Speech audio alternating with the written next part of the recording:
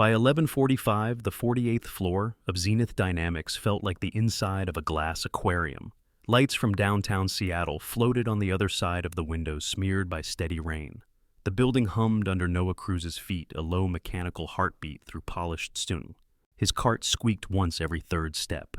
It was the kind of noise that usually drove him crazy, but tonight his ears were tuned to something else. Lily. She was curled on the leather sofa in the executive conference room he had just finished wiping down, lost inside his oversized navy hoodie. One knee stuck out from the hem, a sock with worn pink stripes already half off her foot. Her hair, dark and messy like his, fanned over the cushion. Every so often she made a soft sound in her sleep and reached for a blanket that was not there. Noah had draped his spare jacket over her. The building's climate control liked to pretend no one had blood or bones at midnight. "You owe me universe," he muttered, dragging the mop across a strip of floor until the marble shone like water. The babysitter had texted at 8:49, "Vomiting cannot come, so sorry." Every number Noah had scrolled through after that was a dead end. His sister in Tacoma, working a double neighbor, passed out on a night shift, Brooke declining his call before it finished ringing. Lily had clutched her stuffed otter and asked, "Can I just come with you, Dad? I promise I'll be quiet, quieter than the vacuum." He had looked at the custody summons on the kitchen counter, the bold black letters, hearing date. A judge who would listen when Brooke's lawyer said night janitor and unsafe hours and unstable environment. He had told Lily to grab her shoes. Now he pushed the cart past the glass wall of the conference room for one last check. She was still asleep, lips parted, cheeks flushed from the warmth of the room. He felt that same pinch in his chest he always felt watching her, a mix of awe and terror. Small people were breakable, and the world did not care. The elevator chimed behind him. It was a bright, polite sound made to reassure executives that the machine worked and that their rides would always arrive on time. At this hour on this floor, it sounded wrong. Noah froze one hand on the cart handle. His first thought was security. His badge only worked because his shift ran until 1. No one else was supposed to be up here. The doors slid open. A woman stepped out of the elevator, and for a second the floor felt even colder under Noah's boots. He had seen Ava Sterling before. Everyone at Zenith had, even if she rarely appeared in person during the night shift. Her face was on the lobby wall in tech magazines by the breakroom coffee machine, in the slideshow that played before all-hands meetings. In photos, she looked sharp and remote, like a mountain made of glass. In person, just past midnight, under the recessed lights of the executive floor, she looked sharper. She wore a black suit that fit like it had been built on her white blouse, closed at the throat. Her dark hair was pulled back in a knot so tight he wondered if it hurt. The heels of her shoes clicked once, twice on the marble, then stopped. Her eyes took in Noah, the cart, the bucket, the mop. Then they slid past him to the conference room and the small sleeping shape on the sofa. The tiny movement in her jaw was the only sign she had seen Lily. Her expression did not change. If anything, it became emptier. Noah's throat went tight. He moved without thinking, stepping between Ava and the glass, as if he could somehow make an entire child invisible by standing in the way. "Miss Sterling, I can explain," he started. She did not raise her voice. She did not have to. "You brought a child into my building," she said, each word precise. "At this hour, on this floor." Rain whispered against the windows. Somewhere down on the street a siren wailed and faded. "I had no one else," Noah said. His tongue felt heavy. "The sitter canceled. Her mom was not available. I could not miss my shift." "You brought her into the executive conference room." Ava's gaze flicked over his shoulder again. "To sleep on $5,000 leather. It was just for tonight. I swear, she will stay out of the way." Ava looked at him as if weighing something he could not see. "Conference room," she said. "Now." Noah swallowed. "She's asleep. Then do not wake her." She walked past him, the clean scent of her shampoo cutting through the chemical bite of floor cleaner. She did not glance at the cart or the bucket. The elevator doors closed quietly behind her. He checked Lily once more, tucked the jacket under her chin, then followed Ava into the conference room. Inside, the room felt different with her in it. The table stretched between them like a small runway of gleaming wood. The far wall was all glass, offering a straight-shot view of downtown, the Ferris wheel lights on the waterfront blurred by rain. Reflections of the room floated on the window, pale ghosts layered over the city. Ava stood near the glass with her hands in her pockets, shoulders rigid. "What is your name?" she asked without turning. "Noah Cruz." "How long have you worked here, Mr. Cruz?" 3 years, night crew." "Have you ever brought her here before?" "No, never," he hesitated. "I know it is against policy." "It is," she said. "Very much." He waited for the words terminate and effective immediately. Instead, she turned, finally facing him fully.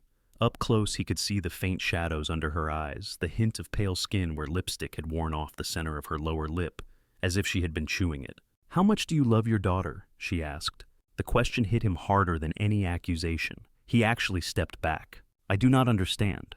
"It is not complicated, Mr. Cruz." Her gaze was level, unsettling.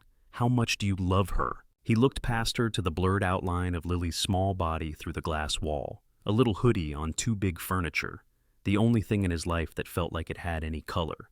"She is everything," he said quietly. "I would do anything for her." Anything. Ava tasted the word like she was checking it for cracks. "Yes." "Would you lie?" she asked. "To strangers? To a judge? To a board of directors? Would you let them believe something that is not true if it meant keeping her?" His pulse thudded in his ears. The yellow courtroom walls from last week's appointment flashed in his mind, the board clerk, the calendar on the wall, with his hearing date circled in red pen, Brooks' lawyer with his smooth voice. "Yes," Noah said. His voice came out hoarse. "If it kept her with me, yes." For the first time, something shifted in Ava's face. The hard, sleek surface cracked enough for him to see something raw underneath. Fear. Not for him, he realized. For herself. She took a slow breath. "In the next few minutes, I'm going to make you an offer," she said. "If you say no, you leave this building tonight and you do not come back. Security escorts you out. Your file says termination for cause. I assume that will not help your custody case." Noah did not answer. He did not have to.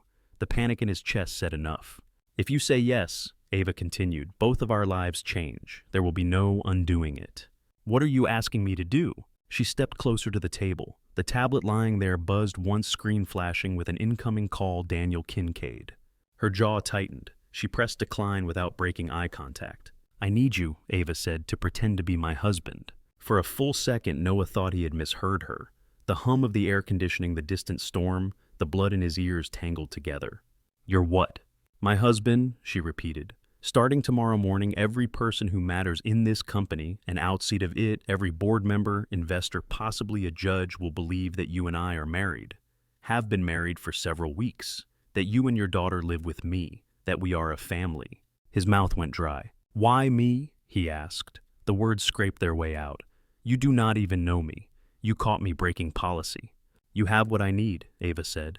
"You have a child, a family on paper. You have something to lose as badly as I do.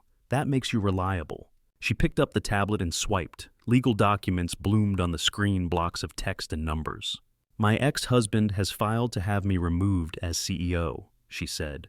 "He claims I am emotionally unstable, incapable of maintaining a healthy personal life, obsessed with work. He is pushing the board to vote in 72 hours. He is telling them, I live in this building, that I have nothing else. No balance, no anchors." Ava looked again toward the glass wall and the small body on the sofa beyond it.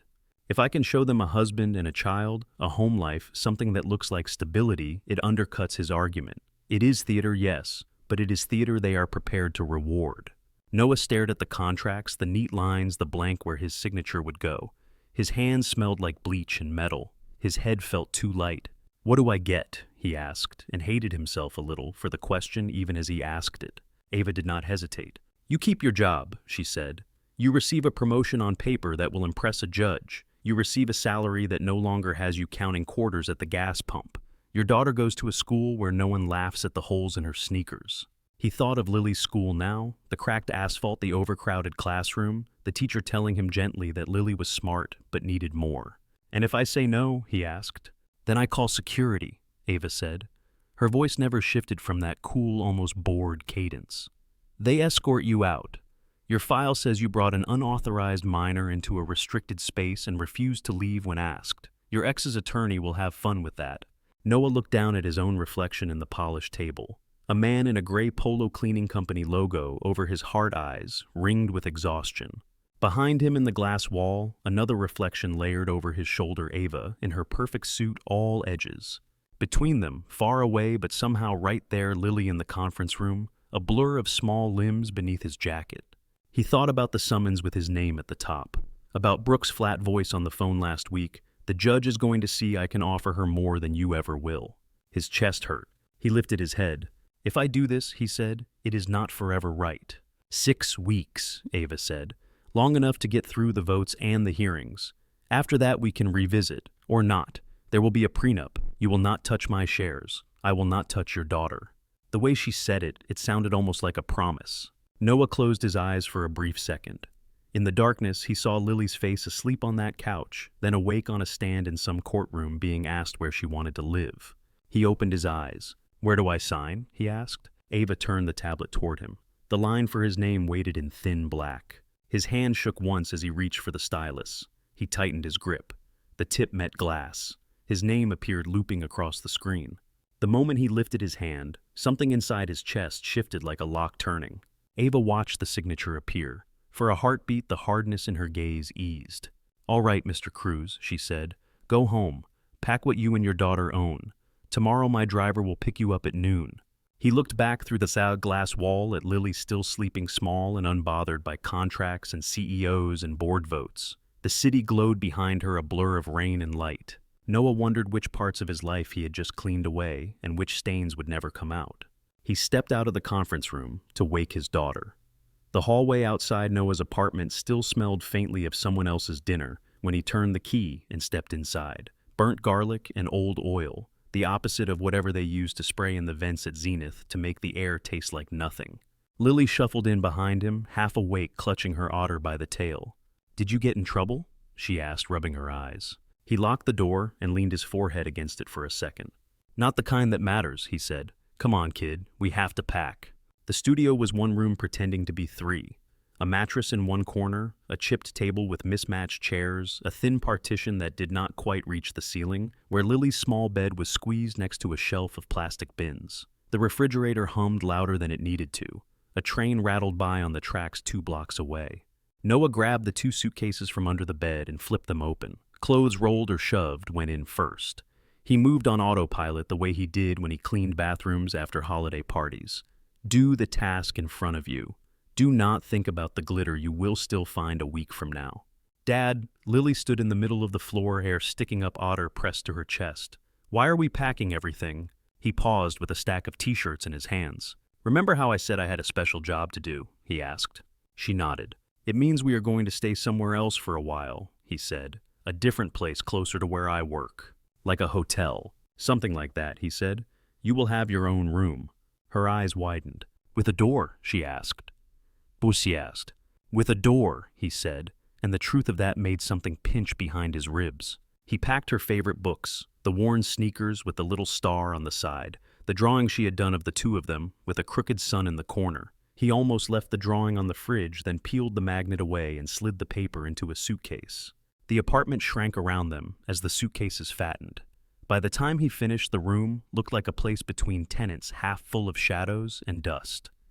He took the letter from the court off the counter, folded it, and put it in his pocket. He checked the time. 11:50 the next morning still felt like a concept that might stretch or disappear. It arrived anyway. At 11:58, as promised, a black sedan pulled up to the curb in front of their building, gleaming despite the fine mist drifting down. Noah recognized the Zenith logo in discreet silver on the side. Ray stepped out from behind the wheel. Up close, Noah could see more of his face. Late 50s, maybe lines around his eyes that looked like permanent squinting from too much sun on highways. Mr. Cruz, Ray said, as if they had met 100 times before, instead of once in a parking garage months ago. Miss Lily. He opened the trunk with a soft thump and reached for their suitcases before Noah could. We do not have much, Noah said. Less to lose, Ray replied. The words came out neutral, not cruel. Inside, the sedan smelled like leather and something citrus and clean. Lily pressed her nose to the window as Ray pulled away from the curb. Where are we going? She asked. To where your dad works, Ray said, catching her eyes in the rearview mirror. Just a little higher up this time. Seattle slid by outside. The tracks to the corner store with the flickering sign, the narrow houses clinging to the hill. Then the buildings thickened and smoothed out into glass and steel. Office towers, hotels, cranes reaching into the low gray sky. Lily gasped when the car turned toward the water and the cluster of tall buildings in South Lake Union. That one, she asked, pointing at a tower of glass that looked like a stack of mirrored boxes. That one, Noah said. The sedan dipped into the underground garage. The air turned colder concrete instead of rain. Noah's badge worked in on the security turnstile, but he still felt like someone would stop them, ask why a kid was here in the middle of the day. No one did. They rode a different elevator this time, not the service one with scuffed walls and a faint smell of detergent, but a silent car lined with brushed steel and a panel of buttons that went all the way up. Ray scanned a card that was not Noah's. The button for the top floor glowed. Lily watched their reflections in the metal, her small face round and serious. Noah's tired, but sharper in a clean shirt. The suits from the lobby were gone. In their place, just 3 people in an elevator breathing the same recycled air. When the doors opened, there was no hallway, no carpet, no receptionist desk. The elevator opened directly into a foyer. It felt like stepping into someone else's movie. Light poured through floor-to-ceiling windows along an entire wall. The city spread out below buildings and streets, and the water of Elliott Bay a shade paler than the sky. Boats looked like white dashes on blue-gray. The Space Needle perched in the distance, thin and odd and familiar. The floor was pale stone. A long console table held a single glass bowl and a set of keys. The air smelled like nothing at all. Lily took 2 steps out and stopped. "Dad," she whispered, "we can see the whole world." "Feels like it," he said. He heard the small click of heels before he saw her. Ava walked out from a wide opening to the left, without a blazer this time. She wore dark jeans and a soft-looking gray sweater barefoot. The sight of her without armor made Noah blink. "Hello, Mr. Cruz," she said. Her gaze flicked to Lily. "Lily." Lily half hid behind Noah's leg, pressing her face into his thigh. Her fingers found a loose thread on his jeans and twisted. "You remember Ms. Sterling?" Noah said gently. "From last night." Lily peeked around him. "Hi," she whispered. "Hi," Ava said. Her voice was softer than it had been in the conference room. "You are right on time." Ray cleared his throat politely. "I will put their luggage in the guest rooms," he said. "Their rooms," Ava corrected. "Thank you, Ray." He nodded and disappeared down a hallway with the bags. For a moment, it was just the 3 of them in the bright open foyer. Lily's eyes darted around, taking everything in, the low white sofa in the living area, the dark wood shelves with neatly arranged books, the kitchen in the distance with its gleaming metal and marble surfaces. "Is this your house?" she asked Ava. "My home, yes," Ava said. "I know it is a lot." "It is big," Lily said. "Bigger than our whole building." A corner of Ava's mouth moved. "Would you like to see your room?" she asked. Lily looked up at Noah, seeking something in his face. "It is okay," he said. "I will come too." Ava led them down a wide hallway lined with framed photographs. Noah noticed them in passing, Ava shaking hands with people in suits. Ava at a conference podium, a microphone in front of her. In every picture she was smiling, but the smile never quite reached her eyes. At the end of the hall, she opened a door. The room on the other side looked like a children's catalog had exploded and then tidied itself. The walls were painted a soft blue, the color of clear sky he did not see often. A small bed with a white frame sat under a window draped with a gauzy canopy. A string of tiny lights hung along the headboard. Shelves held books all lined up like soldiers, their spines bright. A low table in the corner had crayons sorted by color and stacks of blank paper. Near the bed stood a stuffed whale almost as big as Lily. Lily did not move for a second. Her hand tightened on Noah's. "Is this, she asked, a voice very small, "for me?" "For as long as you are here," Ava said. "My assistant was not sure what you liked, so she bought a little of everything. If there is something missing, we can fix that." Lily took a tentative step into the room. Her socks made no sound on the rug. She reached out and touched the whale's soft fabric, then the spine of a book, then the string of lights. "Can I keep him?" she asked, pointing to the whale. "Yes," Ava said. "Even if I drool on him."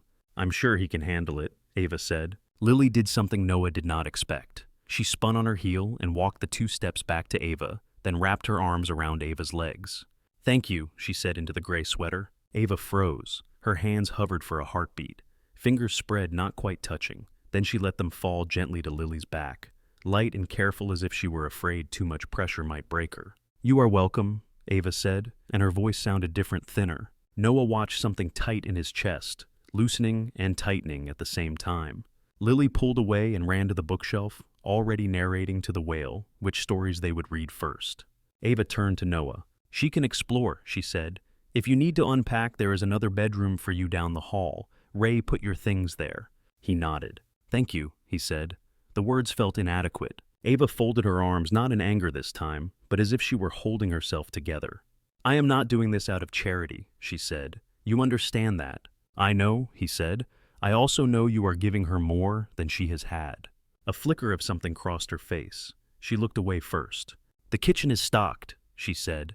There is a schedule on the fridge. My assistant Jenna will be around today. I have meetings, but I will be back by 7. He almost pointed out that she did not owe him a timetable. Then he remembered that legally she did. Her phone buzzed in her back pocket. She glanced at the screen face flattening. I have to take this, she said. Settle in. We will talk later. She left them there in the doorway of the small blue room. Lily had climbed onto the bed and was bouncing in place, testing the mattress, laughing quietly to herself, as if she was afraid someone might decide she was too loud and turn off the lights. Dad, she whispered when he stepped inside. Do we really get to stay here? For a while, he said. She flopped onto her back hair, spreading on the pillow Otter dropped beside the whale. It feels like being in the sky, she said, staring up at the canopy, like we are in the clouds. Noah sat on the edge of the bed and rested his elbows on his knees. He looked out the window. Seattle stretched in every direction, gray and shining, the rain letting up enough to leave streaks on the glass. From up here, his old apartment might as well have been on a different planet. He reached out and smoothed a wrinkle in the blanket with his palm. His hand looked rough against the clean white. Yeah, he said. It does. In the hall, he could still smell Ava's perfume, light and unfamiliar, threaded through the scent of fresh paint and new fabric.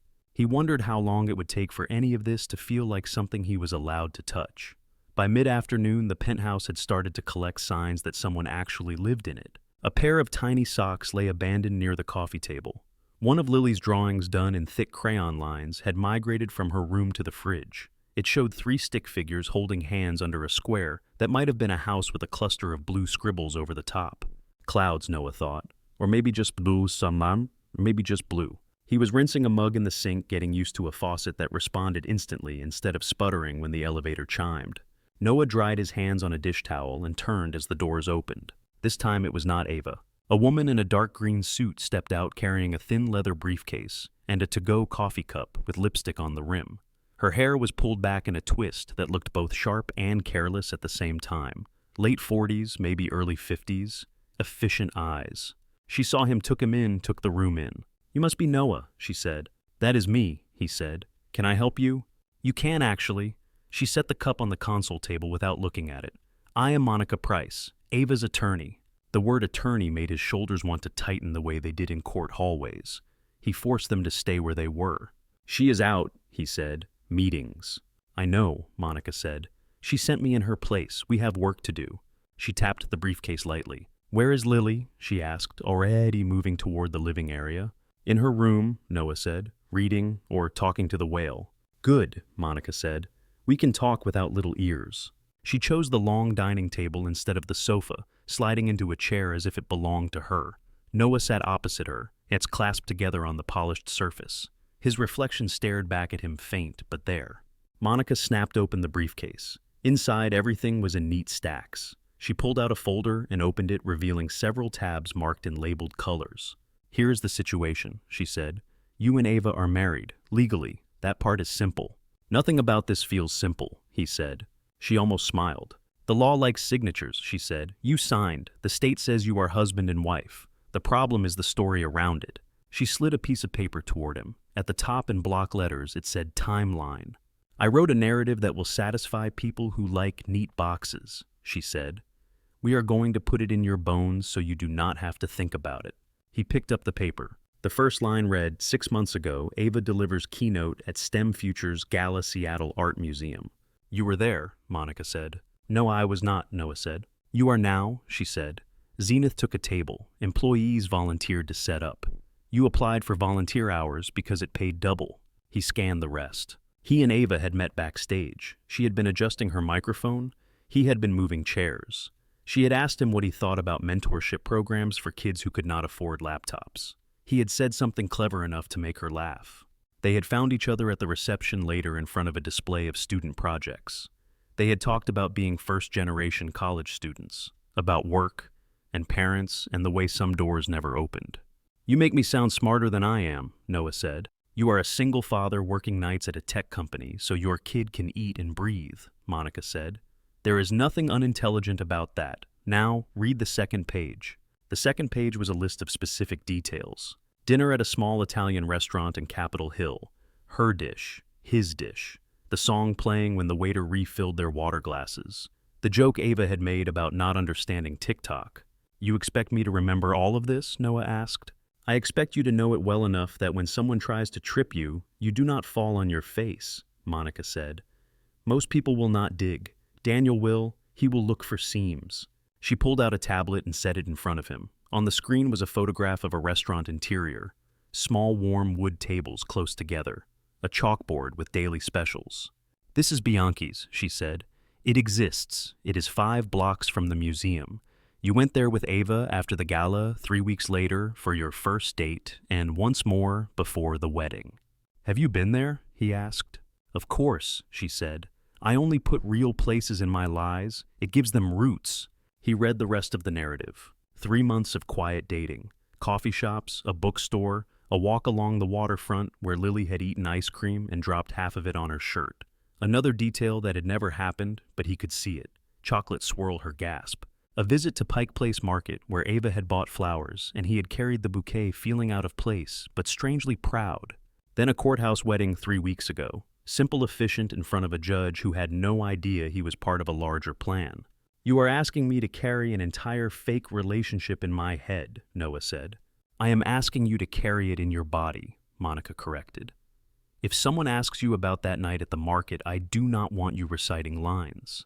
I want you remembering the smell of fish and coffee, how heavy the bouquet was, how Lily complained her feet hurt. Her voice had softened just a little. You have imagination, she said. Use it. He set the paper down. His palms left brief prints on the glassy surface. What about her? He asked. She has to remember this too. Ava already has the same timeline, Monica said. She helped write it. Her memory is a steel trap. I am not worried about her. She leaned forward. I am worried about you, she said. You once asked security on the 3rd floor where the vending machines were. They told you they had been moved 2 years earlier. Noah felt his ears heat. You do not have to say it like that, he said. I need you to understand the stakes, she said. When Daniel starts talking, he will make you feel small. He will make you feel like a fraud. That is his specialty. If you are steady, he has less room to move. She flipped to another document. This is the marriage license, she said, filed with the state. That part is not fake. There is no pretend line at the courthouse. You are Ava's husband. The word husband landed somewhere between his throat and his stomach. He swallowed.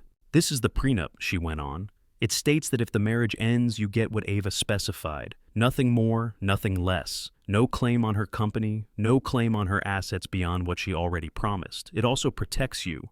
If Daniel or anyone else tries to frame you as a gold digger, I will show them you signed this without blinking. I blinked, he said. Not on paper, she said. He read the key points. The numbers were dizzying. The monthly salary, the tuition for a school whose brochure he had once picked up at a community center and then put down, because it felt like touching something forbidden. He signed where she pointed. The stylus felt more familiar the second time. When they were done, Monica put everything back into the briefcase with quick, exact movements. No wasted motion. One more thing, she said, remaining seated. You need to get comfortable with Ava in ways that make sense for a married couple who rushed things a bit. His mind supplied images he quickly pushed away. In public, she added, seeing something cross his face. Hands, small touches, little things that people in boardrooms notice when they are deciding whether someone lives in their job or in the world. I am not an actor, he said. You do not have to be, she said. You already love someone, your daughter. Use that. You know what it feels like to reach out without thinking. He looked toward the hallway where Lily's room was, then back at Monica. What about Lily? He asked. What does she say when people ask her who Ava is? She tells them the truth that is useful, Monica said.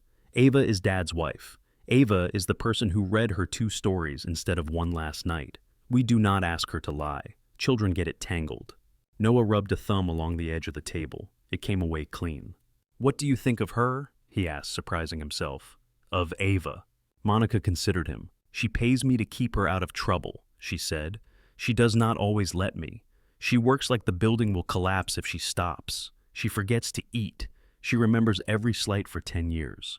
Monica's mouth softened. She also signed checks today that will change your daughter's life, she said. So, I would say my opinion is complicated. The elevator chimed again. Ava stepped out of it, phone in hand, still mid-conversation.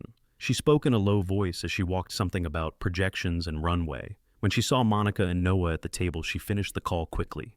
"How bad is it?" she asked Monica. "Manageable," Monica said. "He can read, he can sign, we are halfway there."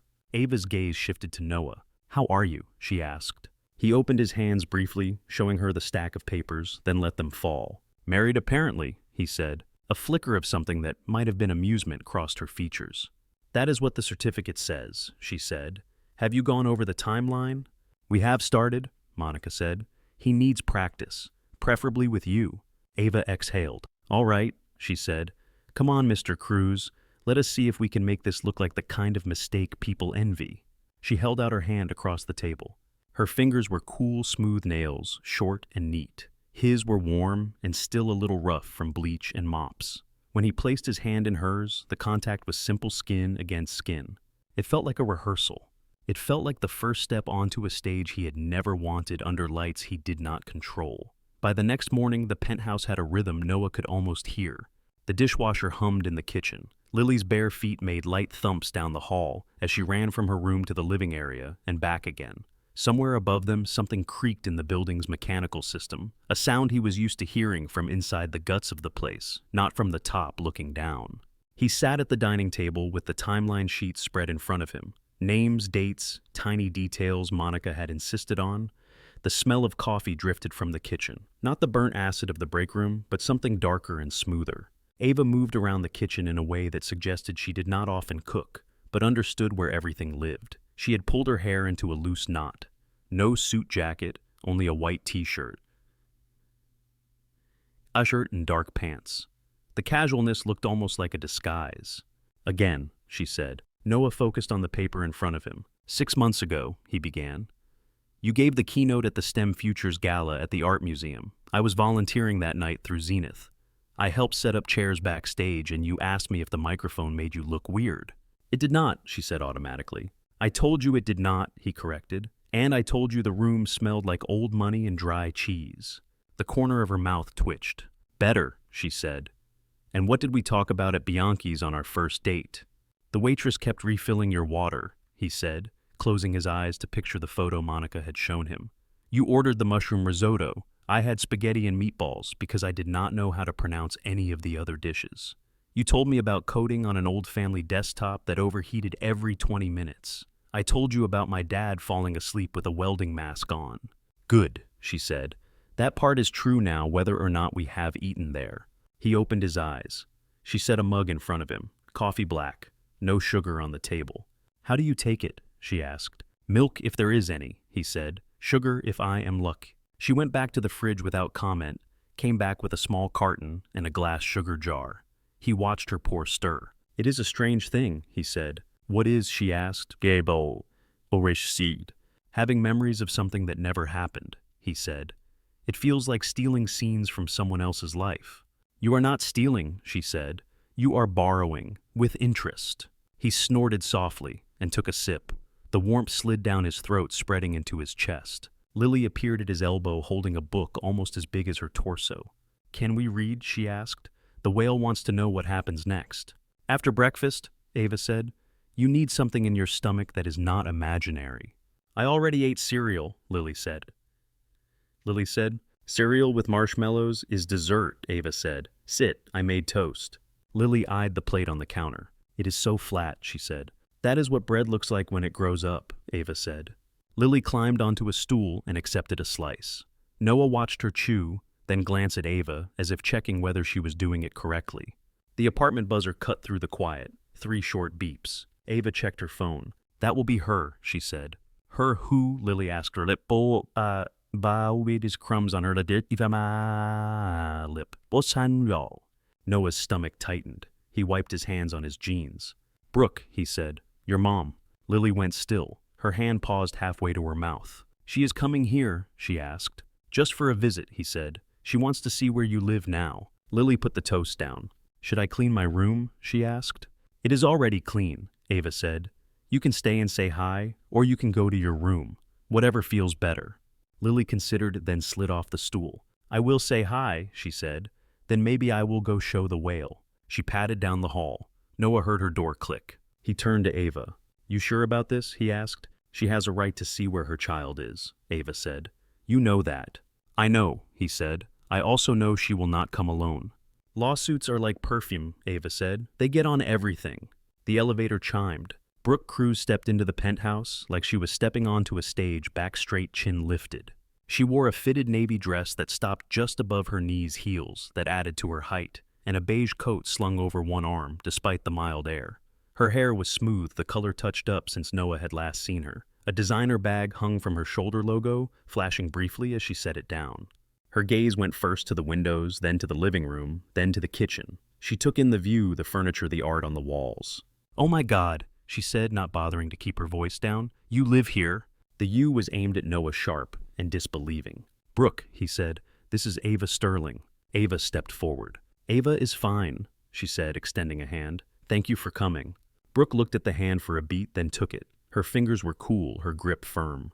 "You are Ava Sterling," Brooke said. "Like that Ava Sterling, the one in the magazine with the piece about disruption." "So they tell me," Ava said. Brooke let go and looked around again. "Wow," she said. "When you said you got a promotion, I did not think you meant marrying the CEO." The words were light on the surface. Underneath there was something else.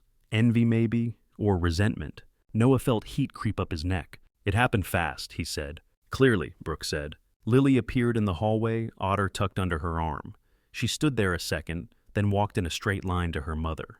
"Hi, Mom," she said. Brooke's face changed. Some of the sharpness dropped away. She crouched down and opened her arms. "Hey, Bug," she said. "Come here." Lily went into the hug, pressing her face into Brooke's shoulder. Brooke closed her eyes for one long breath, fingers sliding into Lily's hair. "Look at you," Brooke said when she pulled back. "New dress, fancy place. You forget about your old mom already."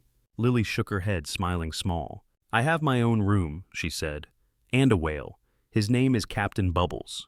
Brooke laughed. "Of course it is," she said. She straightened, smoothing the front of her dress. Her gaze flicked between Noah and Ava. "So, this is real."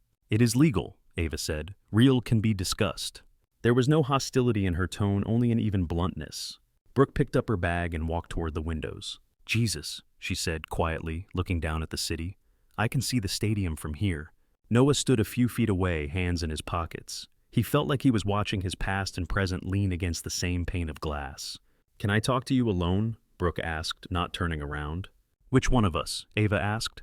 "Both," Brooke said, "separately and together." "In that order?" Ava asked.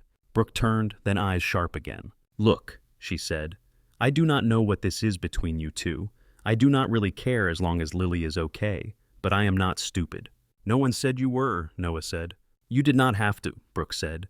"You think I do not know what it looks like when my ex-husband, who could barely afford rent, suddenly lives in a penthouse with the woman on the cover of Wired." Her gaze landed on Ava. "Did you pick him up off a checklist?" she asked. "Single dad, tragic eyes, good with kids." "Brooke," Noah said sharply. Ava held up a hand, stopping him. "I picked him because he works here," Ava said. "Because I have watched him clean my building for 3 years. Because he loves his daughter so much that he brings her to work when he has no other options." "You saw that as a qualification?" Brooke asked. "I saw it as evidence," Ava said. "He does not run." Brooke's eyes narrowed. "And what about you?" she asked Ava. "You run when it gets hard, or you just pay someone to make it go away?" The air in the room thinned. Noah's hand curled into a fist in his pocket, fingernails digging into his palm. "Brooker," he said again lower. "I have done both," Ava said. "You can read about it in the court documents, but that is not why you are here." "No," Brooke said. "I am here because that man threatened to take my daughter." She jabbed a thumb in Noah's direction. "Her father," Ava said. "Not just that man." Brooke looked at Noah. For a moment, the fight went out of her face, and he saw the girl he had met at a bus stop at 19. Laughing, tired, holding a plastic grocery bag with ramen and off-brand soda. "You could not afford soccer cleats last year," she said. "Now she is going to some prep school, with boats in the brochure." "So, she does not end up counting pennies for medicine," Noah said. "So, she has more than we did." "And what do you get out of it?" Brooke asked Ava. "Besides a very marketable narrative." "Security," Ava said. "For my position, for my company, for the people whose paychecks depend on it. I do not expect you to care about that. I do expect you to care that your daughter is safe here." Brooke glanced around again. The space no longer seemed to impress her. It seemed to irritate. "She is safe," Brooke said. From bedbugs and leaky ceilings, and the neighbors screaming at each other at 2 in the morning. I am not blind. Good, Ava said. But do not expect me to just sign her over to you two because you have a nicer view, Brooke added. No one is asking you to sign her over, Ava said. We are asking for something that makes sense. Monica had left a packet on the sideboard. Ava picked it up and slid it across the table to Brooke. Primary residence here, she said. Standard visitation schedule for you, holidays split, child support adjusted, you get more of your paycheck, Lily gets stability, Noah gets to stop wondering if each shift will be his last. Brooke did not touch the packet. So you are buying my daughter, she said. No, Ava said. I am buying time for all of us. You can take that to your attorney, you can scream at it, you can burn it, but this is the offer. Brooke looked at Noah again. You really want this? She asked. Her here, not with me half the week, not bouncing back and forth. I want her to stop packing a bag every 3 days, he said. I want her to know which bed is hers. I want you to actually show up when you say you will not send a text an hour before. He kept his voice level, but he saw the way her jaw clenched. I have a life, Brooke said. A job, a husband. So do we, Ava said. The difference is we are building ours around her. For a long moment, no one spoke. The city moved silently beyond the glass. A cloud slid over the sun, softening the light. Lily shifted her weight from foot to foot, beside the sofa watching the grown-ups. She clutched the otter so tight its fake fur was crushed. Am I in trouble? She asked suddenly. All 3 adults turned toward her. No, Noah said quickly. You are not in trouble. People only talk like that when I am in trouble, Lily said, or when the smoke alarm goes off. Brooke laughed once unexpectedly. You are not in trouble, Bug, she said. Grown-ups are just being stupid. Lily considered that and seemed to accept it. Do you want to see my room? She asked. It has lights and a whale, and a drawer that does not stick. Brooke's mouth twisted. Yeah, she said. Show me your fancy drawer. Lily took her hand. Brooke let herself be led down the hallway, heels clicking softer on the wood. Noah and Ava were left in the open space by the windows. She will fight it, Noah said. I know, Ava said. Her lawyer will tell her what she stands to lose and what she stands to gain. She does not have my resources. That makes people practical. He looked at her. You talk about people like they are spreadsheets, he said. I talk about them like they make choices, she said. She made one when she left. You are making one now. Her phone buzzed. She glanced at it and frowned. The board dinner is tonight, she said. We should talk about that. Of course there was a dinner. He had almost forgotten in the swirl of packing contracts ex-spouses. Who is coming? He asked. Ellen Cho, Victor Kane, Harriet Bloom. They're partners, she said. People who have known me as a work unit for 8 years. They are now expected to believe I am a person who goes home to a husband and a child. That sounds easy, he said. Her mouth curved. For them or for us? She asked. Neither, he said. She walked to the couch and touched a throw pillow, repositioning it without thinking. Her hands were restless. They will watch how we sit, she said. How we look at each other when we talk. Whether Lily seems comfortable with me. They will not say that is what they are doing. They will call it getting to know you. And what do you need me to do? He asked. Be what you already are, she said. A father who cares more about his kid than his pride. A man who can talk about something besides work. I have not had much practice with that, he said. Learn tonight, she said. Hart's steps sounded in the hallway. Brooke and Lily emerged. Lily held something in her hand, a small drawing freshly made. She ran to Noah and thrust it at him. This is us, she said. Me and you and Ava. I tried to draw the windows, but my blue ran out. The picture showed 3 figures, one with a scribble of long hair, one with a square jaw, one smaller with a round head. Above them was a rough rectangle with lines through it. Glass, he realized, her version of the city. It is beautiful, he said. Brooke looked over his shoulder at the paper. Her face did something complicated. You always like to draw houses, she said to Lily. Remember the ones on the fridge? We brought one, Lily said. Dad said we could not leave it. Brooke turned to Ava. I will have my lawyer look at your offer, she said. Do not expect an answer tomorrow. I do not, Ava said. Thank you for coming. Brooke picked up her bag, adjusted the strap on her shoulder. At the elevator, she paused. For what it is worth, she said, looking at Ava. I never thought he would end up cleaning your floors forever. A small shrug. I just did not think he would end up in your bed either. The elevator doors opened. She stepped inside and was gone. Lily let out a long breath she seemed to have been holding. She is mad, she said. Maybe, Noah said. Maybe she is just surprised. She made this face, Lily said, scrunching her nose and pulling her mouth tight. Ava almost laughed. The sound came out softer than her usual clipped words. Well, Ava said, we have a few hours before the next performance. She looked at Lily. Do you want to help me pick out what to wear? She asked. I am told small children are brutally honest. Lily brightened. Can I choose your shoes? She asked. Within reason, Ava said. They disappeared down the hall together, the small hand slipping into the larger one without hesitation. Noah watched them go, the lines of their silhouettes shrinking against the bright blue of Lily's room. He turned back to the window. The city below was still the same, glass steel water streets. The difference was up here where someone had drawn 3 stick figures under a crooked rectangle and called it home. By 7 that evening, the penthouse looked like it belonged to someone else again. The toys that had migrated into the living room were stacked neatly in a woven basket. Lily's drawing still held its place on the fridge, but the magnets had been adjusted so the edges sat straight. The table near the windows was set with white plates, narrow wine glasses, and cloth napkins folded in triangles so precise Noah felt nervous just looking at them. Caterers had come and gone in a quiet blur, leaving behind trays in the oven sauces covered in the fridge directions taped to the microwave. The kitchen now smelled faintly of garlic roasted chicken and something bright like lemon. Noah stood in the bedroom Ava had assigned him, adjusting the collar of a shirt that did not belong to him. The stylist she used had come that afternoon trailing garment bags and a tape measure. The man had walked around Noah twice, humming, then built an outfit from textures and muttered words like structure and lines. Now, Noah wore dark trousers that fit in a way his old work pants never had, a crisp white shirt, and a jacket that felt heavier on his shoulders than any uniform. His reflection in the mirror still surprised him. He looked like someone who might hold a glass of wine without thinking about its price. There was a knock on his open door. Wow, Lily said. She stood there in a blue dress that hit her knees, hair brushed a small braid pulled back from her face. Her socks had lace at the edges. The stuffed otter was missing for once. You look like a TV dad, she said. Is that good? He asked. Yeah, she said. The kind who makes pancakes. He smiled. You look like someone who knew how to pick a dress, he said. I did not pick it, she said. Ava did, but I said yes. She stepped into the room, turning in a slow circle. She has a whole closet just for shoes, Lily said, eyes wide. There is a shelf with only black ones. Different kinds of black.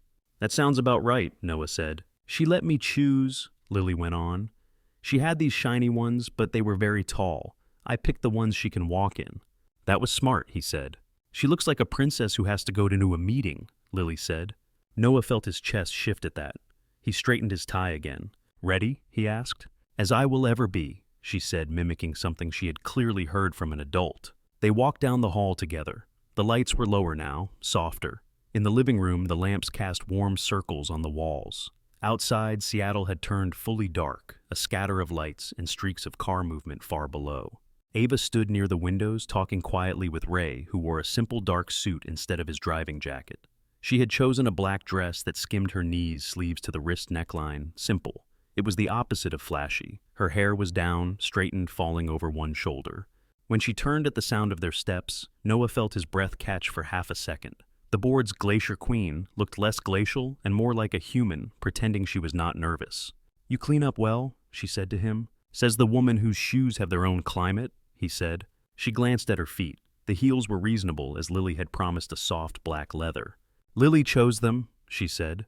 Apparently she did not trust me not to break my neck and the others. I saw them, Lily said. They were like stilts. The elevator chimed. Ava's shoulders squared. Here we go, she said under her breath. Ellen Cho arrived first with her husband Mark, a quiet man in a gray sweater and glasses. Ellen wore a dark green dress and an expression Noah had seen in meetings, focused but with a kernel of warmth. She hugged Ava lightly, then stepped back. It is good to see you outside the building, Ellen said. This place suits you. It is where my email comes to sleep, Ava said. Ellen laughed, then turned to Noah. And you must be the famous husband, she said, offering a hand. Noah took it. Depends who you ask, he said. But yes, Noah. Mark added a nod and a small, nice to meet you. They made simple, polite conversation, the kind that touched weather traffic, the new sculpture in the lobby of the building. Lily hovered close, then relaxed when Ellen asked her about school. The elevator chimed again. Victor Kane stepped out with his wife Laura. Victor was tall, with a voice that seemed to fill rooms, even when he spoke quietly. His handshake had the steady pressure of someone used to closing deals. Laura wore pearls and an easy smile that did more to soften the room than any lamp. "Good to finally meet the mystery man," Victor said, shaking Noah's hand. "We were starting to think Ava had invented you just to irritate Daniel." "I am very real," Noah said, "though I understand the temptation." Laura laughed, genuine and light. They settled with drinks. Ray moved around the room, like part of the furniture refilling glasses, handing out non-alcoholic options. The air warmed with voices and the clink of ice. Harriet Bloom arrived last. She came alone. Her hair was a sharp silver bob. Her dress was black tailored, the kind that probably never wrinkled. She had a glass already in hand, which suggested a previous stop or a habit. "Ava," she said, "nice place." "Harriet," Ava said. Harriet's eyes swept the room. They paused on Noah, then on Lily, then back at Ava. A tiny smile touched her mouth, but there was no warmth in it. "So this is the Miracle family," Harriet said. "We prefer to think of ourselves as inefficient planning," Ava said. "Everyone, this is Harriet Bloom. Harriet, my husband Noah. You have heard of Lily." Harriet nodded once to Noah, then crouched a bit to Lily's height. "So you are the one who convinced her to leave the office?" Harriet said. "Good work." Lily blinked. "I just asked if she could read another story," Lily said. "And she did." "That will do it," Harriet said, straightening. They moved to the long dining table. Candles had been lit, thin white columns sending out little halos of light. The city outside reflected in the glass, making it look as if there were more lights inside than there were. Ava and Noah sat side by side at one end. Lily sat to Noah's right next to Laura, who immediately offered to help with napkins and forks. Ellen sat across from Noah. Harriet positioned herself midway down where she could see everyone. The first course arrived, a light salad with shaved cheese and something crunchy that Noah could not quite identify. He forced himself to take small bites to remember to chew. Conversation moved through safe topics. Victor told a story about a delayed flight and a missed connection in Denver. Ellen talked about her teenage son who had decided the drums were his destiny. Laura asked Lily about her favorite subject at school. "Science," Lily said. "We did a thing with vinegar and baking soda, and it went fshh." She lifted her hands to show the explosion. Harriet watched, sipping her wine. "And your favorite subject, Noah?" she asked. "As a student." He swallowed his lettuce. "Back then," he said, "probably shop. Anything where I could use my hands. There is less homework when you are learning to weld." "A useful skill," Victor said. "The world always needs things built." The second course came richer, warmer. The smell of roasted chicken and herbs filled the room. The heat from the dishes fogged the base of the candles, tiny halos blurring for a moment before clearing again. Noah caught Ava's knee, bump his under the table. He looked at her. She gave him a brief glance that said, "You are doing fine." Or maybe he was just hoping that was what it meant. It was during the pause between the second and third courses that Harriet tilted her glass and turned the conversation. "So," she said, voice light, "how does a janitor become a CEO's husband in under 6 months? I am genuinely curious. It sounds like poetry." The table quieted. Noah felt the word janitor land on his skin. It was accurate. It was also suddenly smaller than it had been an hour ago. Ava set her fork down. "Harriet," she said, "we do not have to dissect my personal life over dinner." "We are not dissecting," Harriet said. "We are inquiring. There is a difference. We are board members. Your judgment is our business." Ellen frowned. "Harriet," she said, "this may not be the time." "When is the time then?" Harriet asked. "At the vote, when Daniel stands in front of us with exhibits and affidavits. At least here the chicken is good." Her eyes moved back to Noah. "Tell me, Mr. Cruz," she said, "what went through your mind when Ms. Sterling asked you out for the first time?" Noah let out a slow breath. "That is not quite how it happened," he said. "It was not a movie. There were no violins."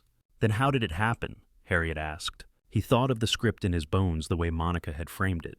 "She gave a speech," he said, "at the gala, about kids who do not get certain chances. I was behind the curtain stacking chairs thinking about how my daughter might be one of those kids if I did not work hard enough." He shifted his attention to the table so he would not have to see the judgment in her eyes. "She asked me what I thought," he said. "I told her she sounded like she remembered what it was like to scrape by. Most people forget once they are past it." "And that made you fall in love," Harriet said. "No," he said. "That made me remember her." The room was quiet enough that he could hear the tick of the thermostat. "I am not naive, Mr. Cruz," Harriet said.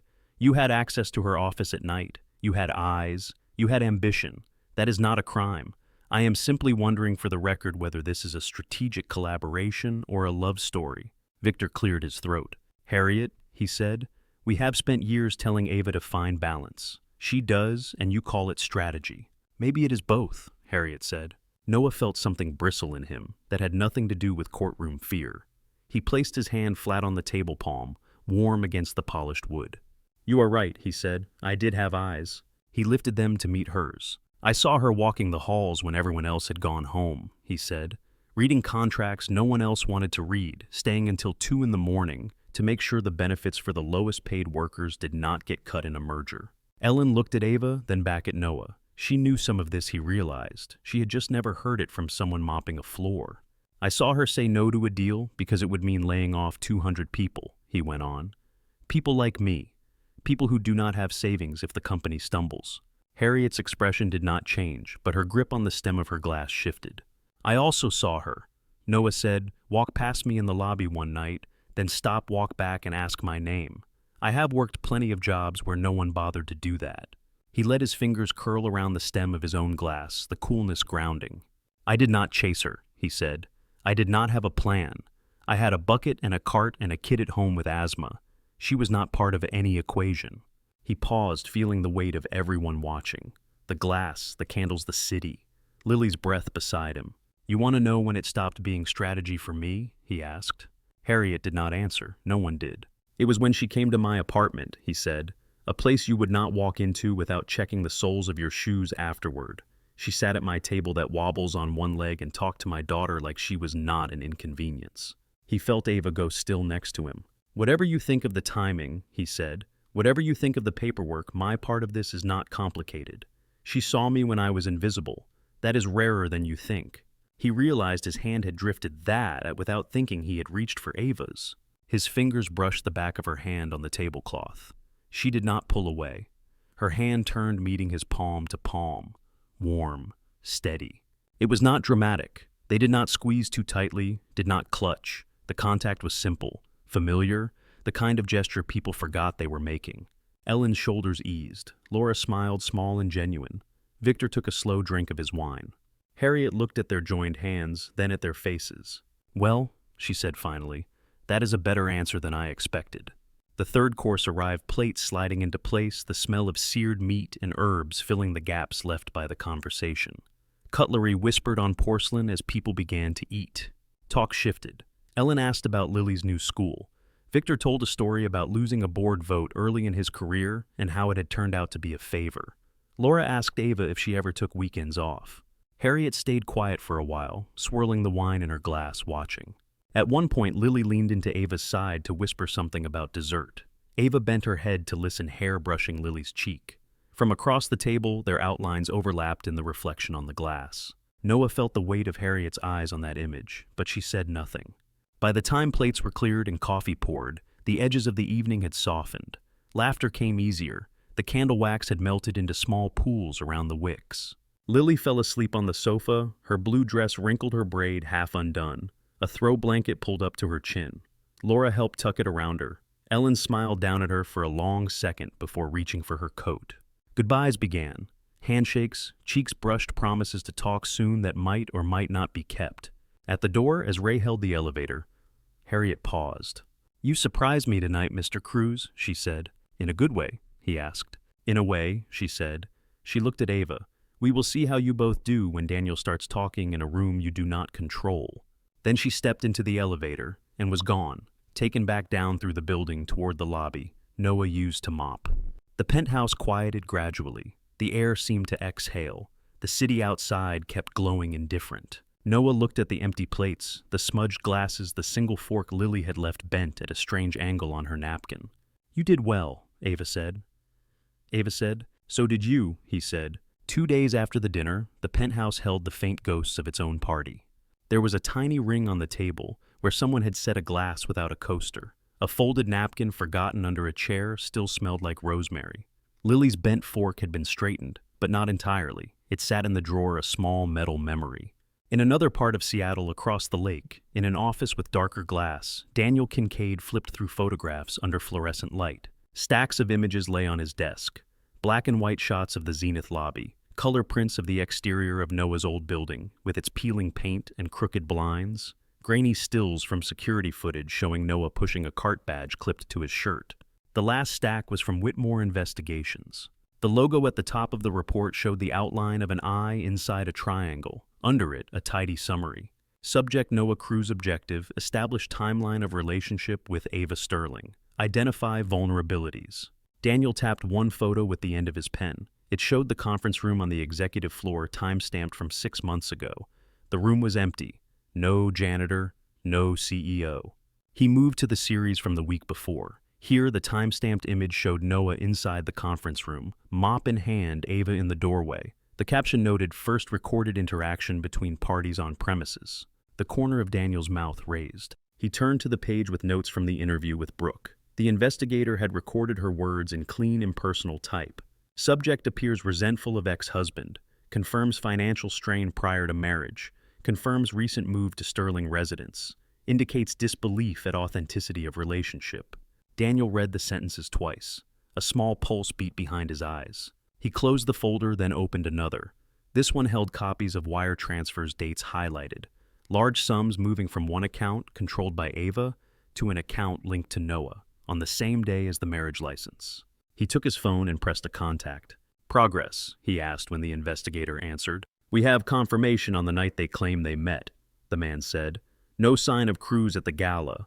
Sterling was there, sure, alone. He was on shift across town. And the board dinner? Daniel asked. The investigator hesitated. They looked solid, he said. Kid seems attached. Sterling and Cruz behaved like a couple. Hard to say where the acting stops. Daniel smiled without humor. Everyone is acting when something is at stake, he said. Send everything to my counsel. Every frame, every note. He set the phone down and stared at the blank wall opposite his desk. His reflection stared back, stretched faintly in the dark glass. He pictured Ava in her penthouse with a borrowed husband and a child that did not belong to her. He rested his hand on the folder. You always did like to improvise, he said softly. Far above the city and the penthouse that had become their stage and shelter, the only drama that afternoon was in the kitchen. No, Lily said, frowning at the bowl. That is too much salt. It is a pinch, Ava said. It is a handful, Lily said. She reached out and pinched her own fingers together. This is a pinch. Flour dusted the countertop. The oven warmed the room, sending out waves of heat that made the air feel thicker than usual. A bag of chocolate chips lay open, a few, missing the evidence of small thefts visible on Lily's mouth. Noah watched from the other side of the island, sleeves rolled up, feeling more at ease here than he had at any formal dinner. You heard the expert, he said. Smaller pinch. Ava rolled her eyes, but adjusted the amount of salt. I run a company of 1,800 people, she said. I should be allowed to oversalt cookies. Not if you want anyone to eat them, Noah said. Lily giggled, leaning over the bowl to stir. The spoon was almost too big for her hand, but she kept the rhythm steady. What if they taste bad, she asked. Then we pretend they taste good, Noah said. We have practice with pretending. She made a face at him. I only pretend about the marriage thing for grown-ups, she said, not about cookies. The words hung there for a second. Ava's hand paused on the bag of sugar. Right, Noah said, not about cookies. They spooned dough onto the tray. The oven door opened with a rush of hot air. Ava slid the tray inside, closed it, and set the timer. The three of them sat on the floor in front of the oven, watching through the glass as the small mounds flattened and spread. The heat blurred their edges, turned them gold. It's like lava, Lily said, but yummy. That is one way to look at it, Noah said. Ava hugged her knees, resting her chin on them. My mother used to bake once a year, she said, eyes on the cookies. Christmas if she was not working. We would crowd around the oven like this. We did not have a window that big to look at. Did you burn them? Lily asked. Every time, Ava said. She left them in because she got distracted on the phone with her sister. We ate them anyway. The timer beeped. Noah stood, grabbed an oven mitt, and took the tray out. The cookies were not perfect circles. Some had merged into shapes like puzzle pieces. A few edges were darker than ideal. They look like continents, Lily said. New cookie world. Noah put them on the rack to cool. The smell filled the kitchen, rich and sweet. Lily bounced on her toes. Can we eat them now? She asked. Wait, Ava said. They will burn your tongue. You burn your tongue on them, Lily said. I will wait. Ava raised an eyebrow. Fair, she said. Later, after the cookie crumbs had been wiped up, and Lily had been wrestled through a bath she declared too splashy and read 2 stories instead of one the apartment settled. Lily slept with the stuffed otter under one arm and the whale's fin under the other. The nightlight cast soft shapes on her walls. Noah closed her door gently and walked down the hall. The lights in the living room were dimmed. The city outside was a curtain of scattered glitter. Ava stood by the floor-to-ceiling glass barefoot, a glass of wine in hand. She wore soft clothes now, an old t-shirt and sweatpants that did not seem like things the public ever saw. In the glass, her reflection overlapped the city lights, faint and doubled. "She likes you," Noah said. Ava did not turn, but he saw her straighten slightly. "Children like anyone who gives them sugar and listens to their stories," she said. "That is not true," he said. "She has a pretty good filter." "She also trusts anyone you tell her to trust," Ava said. "That is a responsibility." He came to stand beside her, leaving a polite distance between them. Their reflections lined up almost shoulder to shoulder on the glass. "It could be worse," he said. "She could think Ray is her real father." "Ray would make an excellent father," Ava said. "He is punctual." Noah laughed quietly. She took a sip of wine, then held the glass in both hands. "Monica called," she said. "Daniel has hired Whitmore." "Is that a problem?" he asked. "They are good at what they do," she said. "They find cracks. They dig in them." She pressed her forehead lightly against the glass, exhaling toward the dark. "He will get everything," she said. "Security footage, financial transfers, email timestamps. He will use them like a story." "We have a story too," Noah said. "You and Monica built it." "This one is older," she said, "and I built it myself." He waited. "You know the worst thing I have done," she said. "At least some of it." "I know what you told me," he said. "About your sister, about Miguel." The name felt heavy in his mouth, but he said it anyway. Ava's fingers tightened on the stem of the glass. "There are days I can go 3 hours without thinking about it," she said. "Then there are days when I cross a street and cannot move because I hear brakes in my head." The city below them was a network of glowing lines. Streets, bridges, pathways. Somewhere cars waited at red lights. Somewhere tires rolled through puddles. "How old is she now?" Noah asked. "Your sister." 30, Ava said. "She teaches middle school English in Boston. She lives in an apartment smaller than your old one. She rides the train. She has been sober for 7 years." "You talk a lot," he asked. "Once a month," Ava said. "She calls. We pretend it is just to catch up. It is not. It is to check that the other one is still breathing." She took another sip, then set the glass on the low table near the window.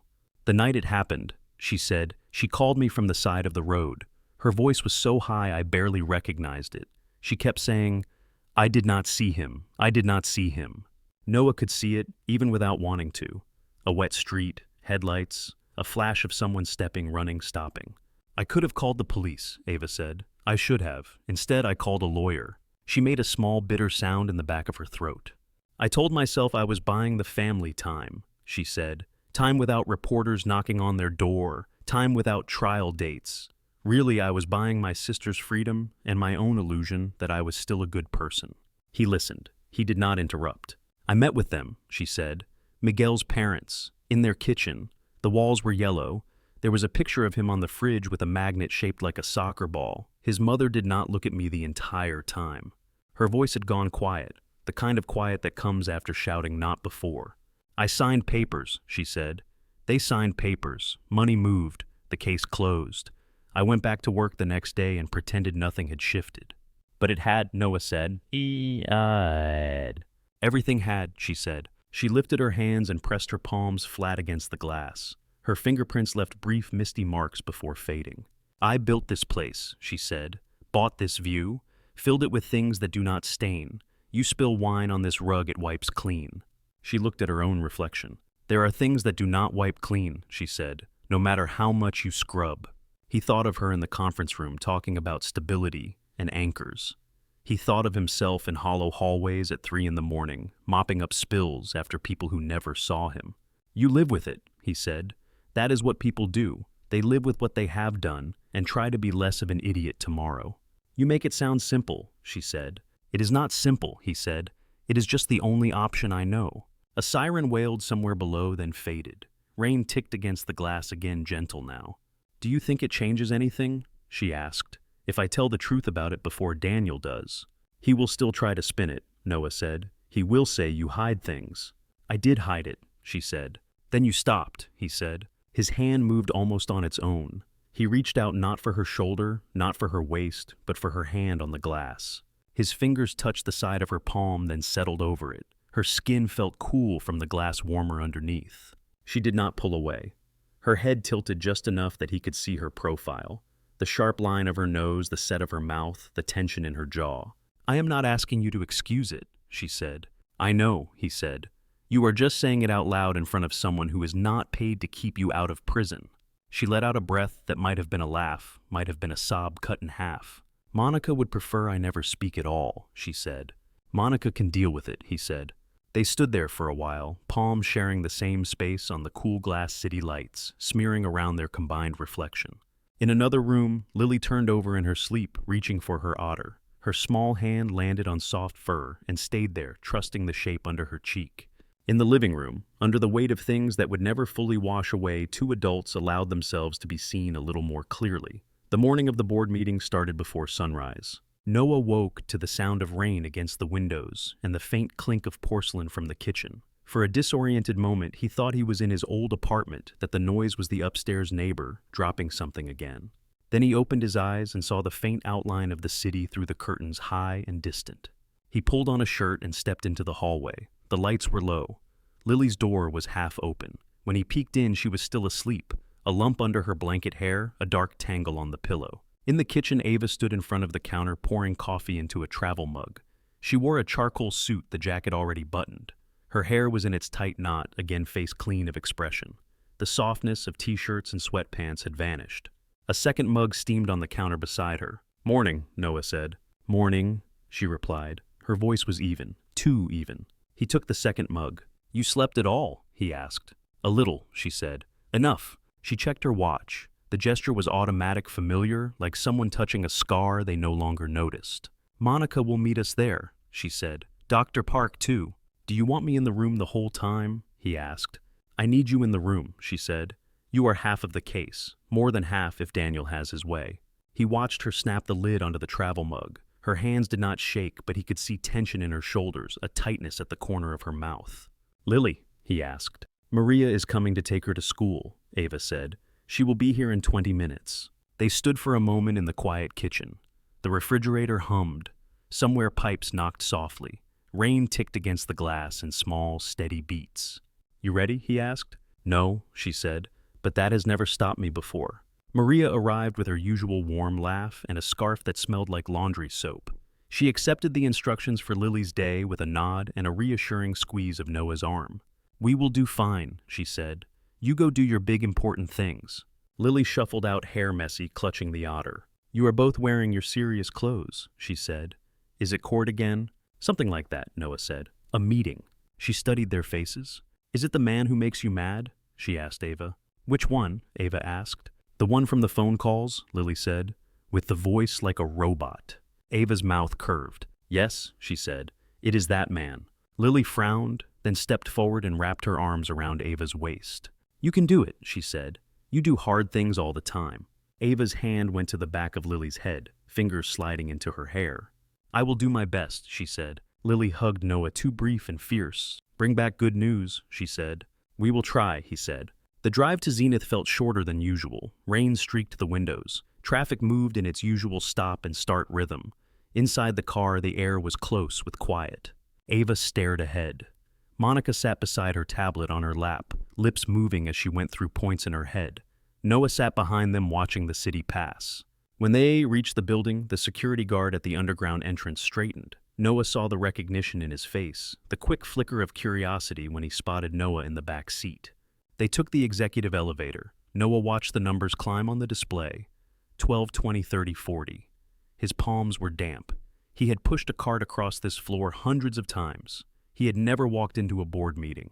The executive floor was not quiet today. People moved in the hallway, talking in low tones, carrying folders and laptops.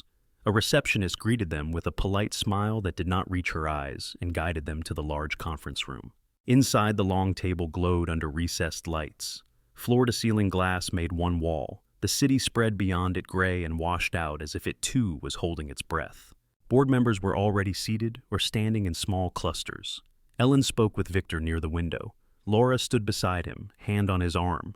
Harriet sat alone reading something on her phone. Daniel stood at the far end of the room with two lawyers. He wore a dark suit and a tie that was just bright enough to draw the eye. His hair was perfectly in place. His expression was relaxed in a practiced way. When Ava and Noah entered, his gaze tracked them. "Here they are," he said lightly, "the happy couple." Victor's jaw tightened. "Daniel," he said, "we will keep this civil." "I am always civil," Daniel said. "I leave the shouting to others." The chair of the board, a man named Jonas Reed, cleared his throat and took his seat at the head of the table. "Let us begin," he said. "We have a lot to cover." People settled. Chairs scraped softly. Laptops were opened. Coffee cups were pulled closer. Monica and Dr. Park sat along the side wall near the far end. Noah took a seat next to Ava, halfway down the table. He could feel Daniel's eyes on him for a moment before they shifted away. Jonas opened a folder. "As you all know," he said, "Mr. Kincaid has requested that we reconsider Ms. Sterling's position as chief executive. Today we will hear his concerns and Ms. Sterling's response. We will ask questions, then we will vote." He looked at Daniel. "Mr. Kincaid," he said, "you may present." Daniel stood and walked closer to the screen on the wall. A small device in his hand lit up as he clicked. The screen showed the Zenith logo, then shifted to a slide with the word pattern at the top. "I spent 10 years building this company with Ava," Daniel said. "I know her strengths. I know her habits. I know when those habits become dangerous." He clicked again. Images appeared. Screenshots of emails sent at 2:30 in the morning. Calendar entries that showed back-to-back-to-back meetings. Graphs of hours spent in the building. "Ava has always worked hard," he said. "That is not a crime. It is why we grew. But there is a difference between dedication and obsession." He clicked. The slide changed to a chart of employee turnover, then to a list of exits at the executive level. "She does not delegate," he said. "She isolates. She pushes people away when they disagree. She has no life outside this building, no anchors, no relationships that do not serve the company." Noah sat very still. He watched the way board members' eyes moved, tracing the charts, glancing at Ava. "That was true," Daniel continued, "until I filed suit." He clicked again. The screen showed a copy of the marriage license, then a photo from the company event where Ava and Noah had made their first public appearance together in front of staff. Lily clung to Noah's leg. Ava's hand rested on Lily's shoulder. It was a good picture. 3 weeks after my lawsuit, Daniel said, she produced this. A husband, a child, a life. He changed the slide. Dates appeared, marriage certificate filed, large bank transfer initiated, Noah's promotion entered in the HR system.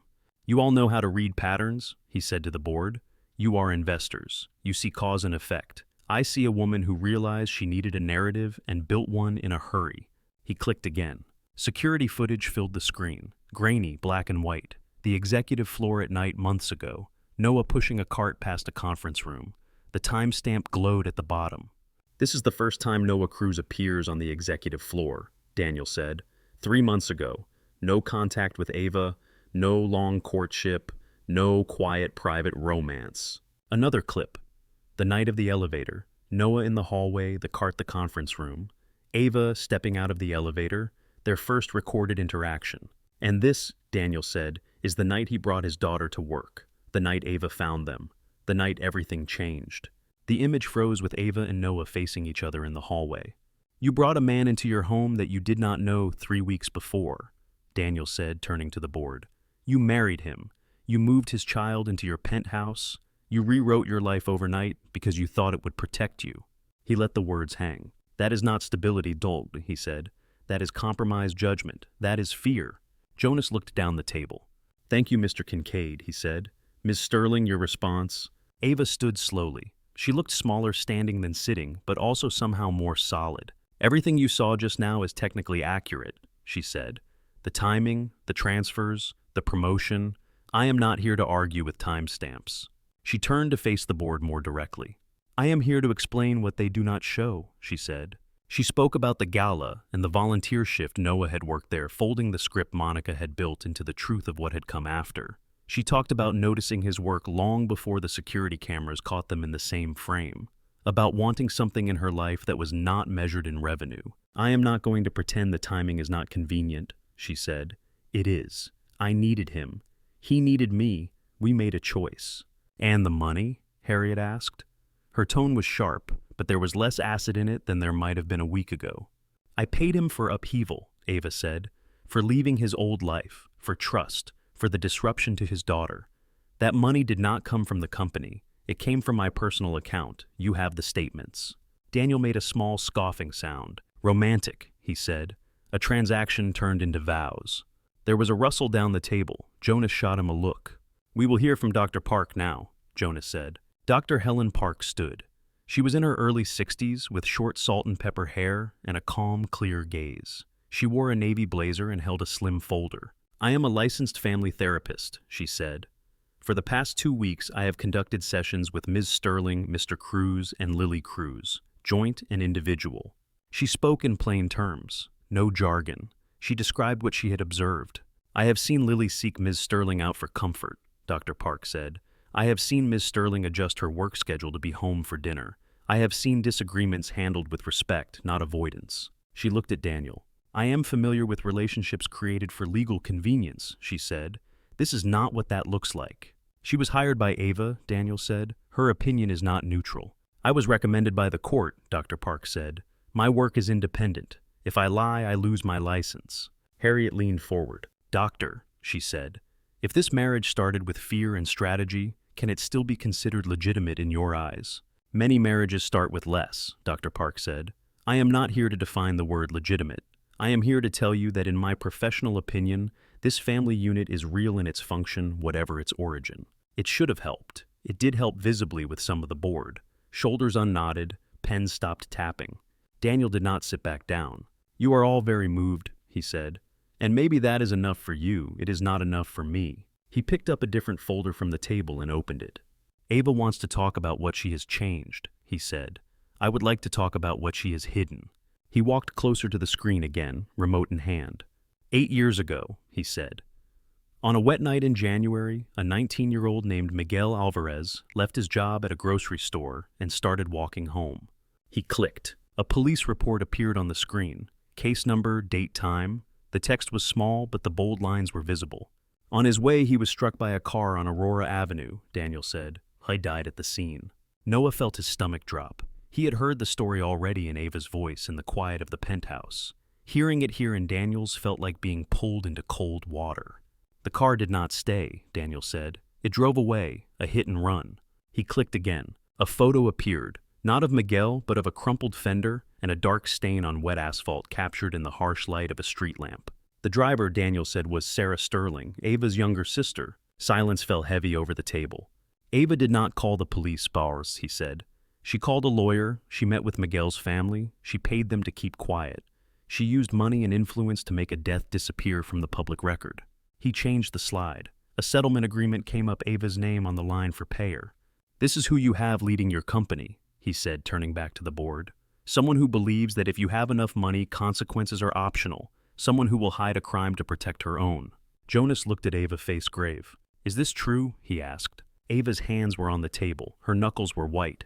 "Yes," she said. Her voice was low, but it did not shake. There was a rustle of shocked movement.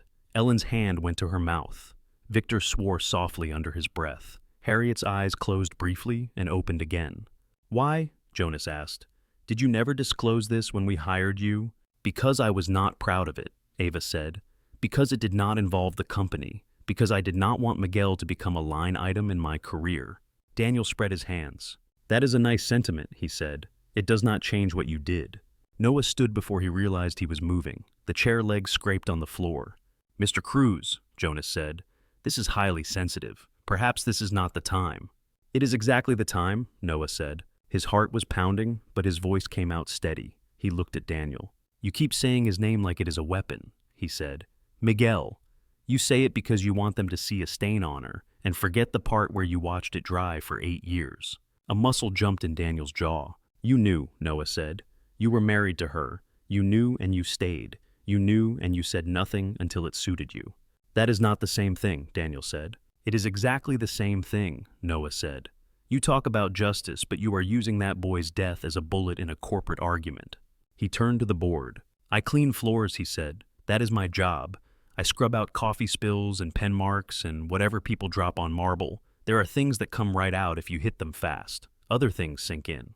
He laid his palm flat on the table, as if it were one of those floors. "I am not going to stand here and tell you what she did was right," he said. "It was not.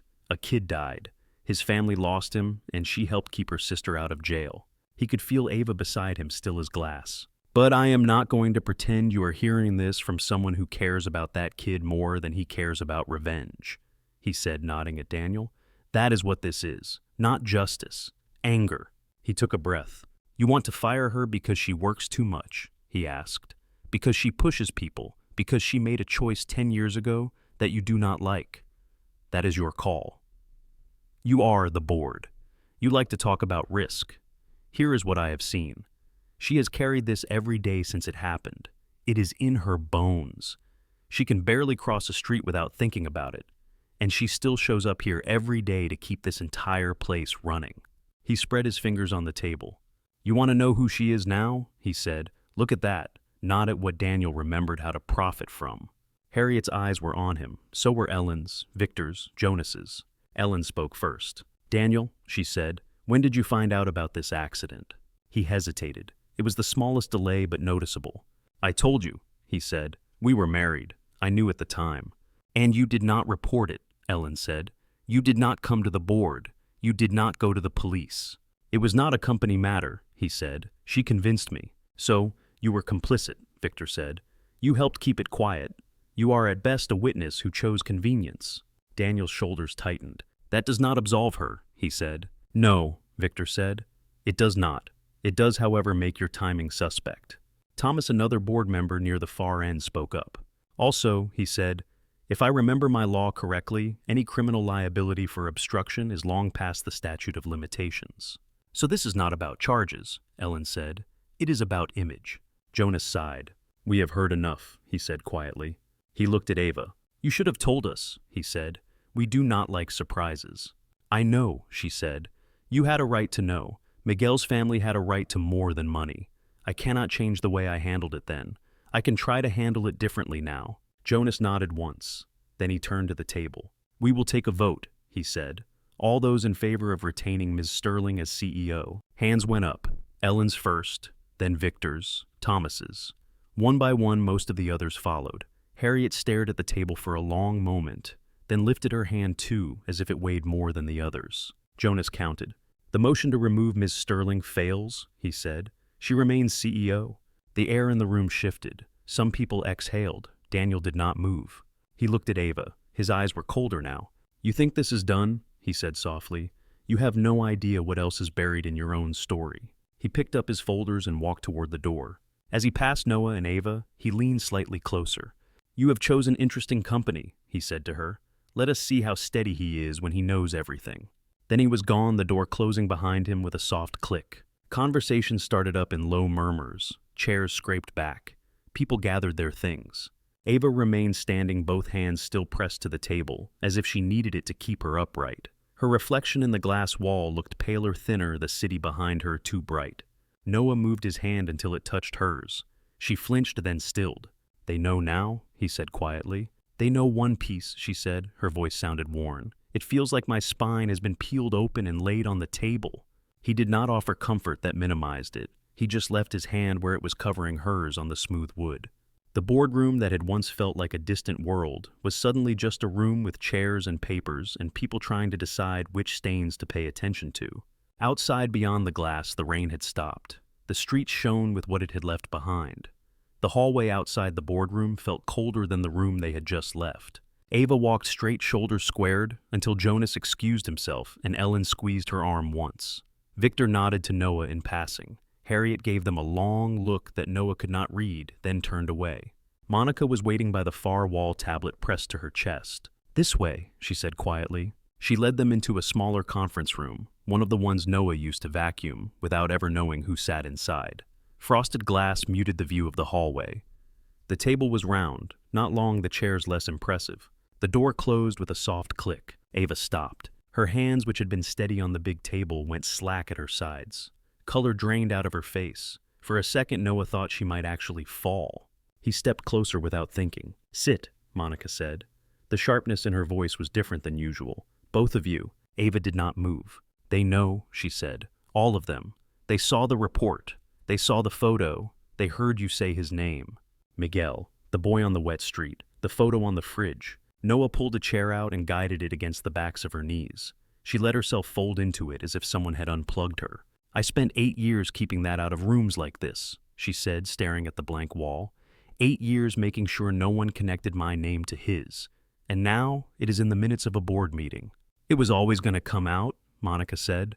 She sat across from them, voice calm again. Better here than in a headline.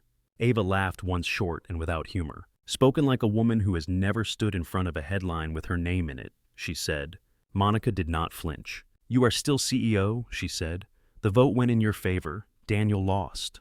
I lost too, Ava said, just in a different currency. Her hands were on her skirt now, fingers twisting the fabric.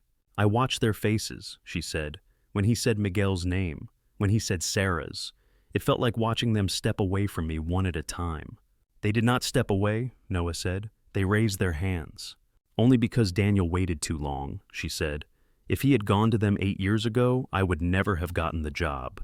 Maybe, Monica said. Or maybe they would have seen a 29-year-old who made a terrible choice and then spent the next decade trying to hold everyone else up. Ava closed her eyes. Please do not spin me, she said. Not in here.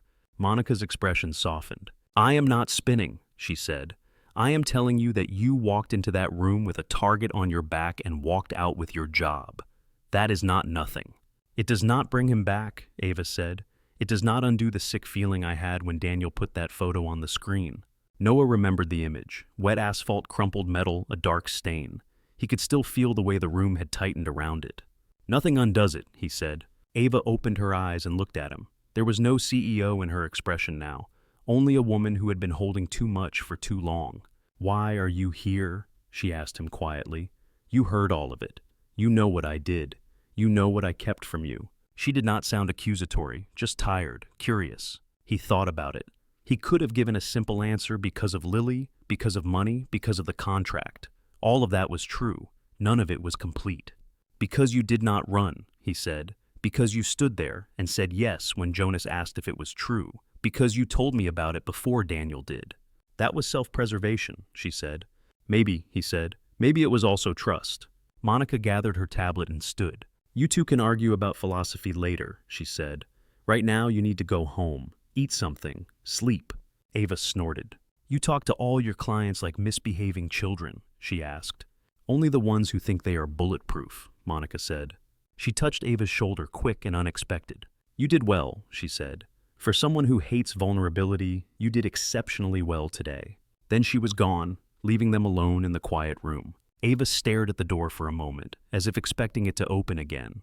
When it did not, she leaned forward and rested her forearms on the table. Her head dropped, the hair slipping loose around her face. Noah moved his chair closer. The wheels made a soft sound on the carpet. He rested his hand near hers on the table, not touching, close enough that she could if she wanted. It took a while. Long enough for the silence to stop feeling fragile.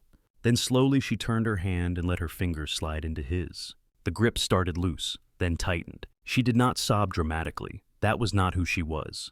The only sign at first was the way her shoulders shook once, then again. When the first tear hit the table, she made a sound in her throat, angry at herself. He squeezed her hand, said nothing. They stayed like that until her breathing evened out, until she had wiped under her eyes with the heel of her hand, and composed her face enough to move. Take me home, she said. Ray drove in silence.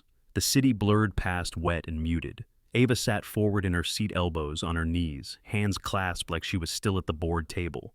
Noah watched the lines of her face in the reflections of passing lights. When they stepped out of the elevator into the penthouse, it smelled like cinnamon. Maria was in the kitchen, hair tied back, sleeves rolled to the elbow. A mixing bowl sat in front of her. Lily stood on a chair at the counter, dusted in flour. You are back, Lily said, eyes bright. We made things. Cookies, Maria said. For brave people. The sight of them knocked something loose in Noah's chest. He wondered if Ava felt it too.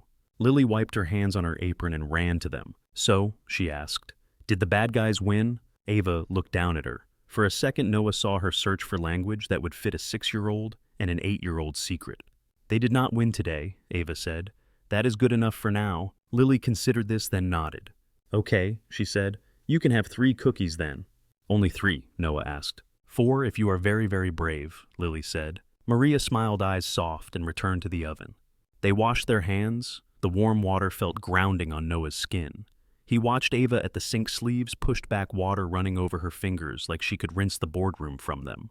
At the counter, a tray of cookies cooled. They were not as uniform as the ones from the caterer. Some edges were darker. A few had chocolate chips clumped on one side. They smelled better. Lily handed one to Ava first. "This one," she said. "The broken one. It still tastes good." Ava took it. For a moment she just looked at it as if it were a test. Then she bit. Crumbs clung to her lower lip. "It is excellent," she said. "Maybe a pinch too much salt." Lily grinned. "That was me," she said. They ate standing up around the island. Warm, cookie-cold milk, the hum of the refrigerator, the distant murmur of traffic far below. The normalcy wrapped around the jagged edges of the day like a soft cloth. "What did the doctor lady say?" Lily asked, mouth full. "The one who came to talk to us." "Dr. Park," Noah asked. "She went with you to your meeting," Lily said. "I saw her in the lobby when Maria picked me up." "She told everyone you were stuck with us," Ava said. "Professionally?" Lily liked that answer. She nodded vigorously, crumbs scattering. "Good," she said. "I already made a picture with you in it. It would be weird to erase you." When Maria took Lily to finish her homework, the apartment quieted again. Cookie smell lingered. Ava stood by the sink rinsing plates that were not truly dirty. Noah leaned against the counter, arms folded loosely. "You know what you said last week?" Noah asked, "about heat and cookies, about how they change when it gets hot, but they are still good." Her hands stilled under the water. "I said the butter melts and the dough relaxes," she said. "That is just chemistry. Still feels like something else," he said. "Today felt like heat." She shut off the tap and dried her hands slowly. "Monica called while you were in the bathroom," she said. "After we got home." "Already?" he asked. "She never stops." "Apparently not," Ava said. She picked up her phone and slid it across the counter to him. A recent call log showed Monica's number at the top. "She got a call," Ava said, "from someone I did not expect." "Who?" he asked. "Rosa Alvarez," Ava said, "Miguel's mother." The name seemed to thicken the air for a moment. "She saw the news," Ava said, "about Daniel's suit, about the board meeting. Somehow she found Monica's name. She wants to talk." Noah straightened. "To you?" he asked. "Who else?" she said. "What did Monica say?" he asked. "That I am under no obligation," Ava said. "That any meeting would be risky. That there is no legal upside." "And what do you say?" he asked. Ava stared past him toward the window. The city lights were starting to blink on one by one as daylight thinned. "I told her to set it up," she said. "I owe them more than money and silence." He nodded slowly. "Where?" he asked. "Small restaurant in the South Side," she said. "Tomorrow night." She picked it. "Monica will lurk at another table to make sure I do not implode." "Do you want me there?" he asked. She looked at him then. "Would you come?" she asked. "If you want me to," he said. "If you want to walk into that room with someone who knows the story already." She exhaled. "Yes," she said. "I do." The restaurant the next evening was warm and close, and smelled like fried tortillas and grilled meat. The walls were painted bright blue. Strings of paper banners hung from the ceiling, their edges moving in the soft breeze from a ceiling fan. A family sat at a corner table, 3 kids sharing a basket of chips, their laughter loud and unself-conscious. A television above the bar played a muted soccer match. Rosa sat in a booth near the back facing the door. She wore a simple blouse and a cardigan, her dark hair pulled back. The lines on her face were deep, but not harsh. A small cross hung at her throat.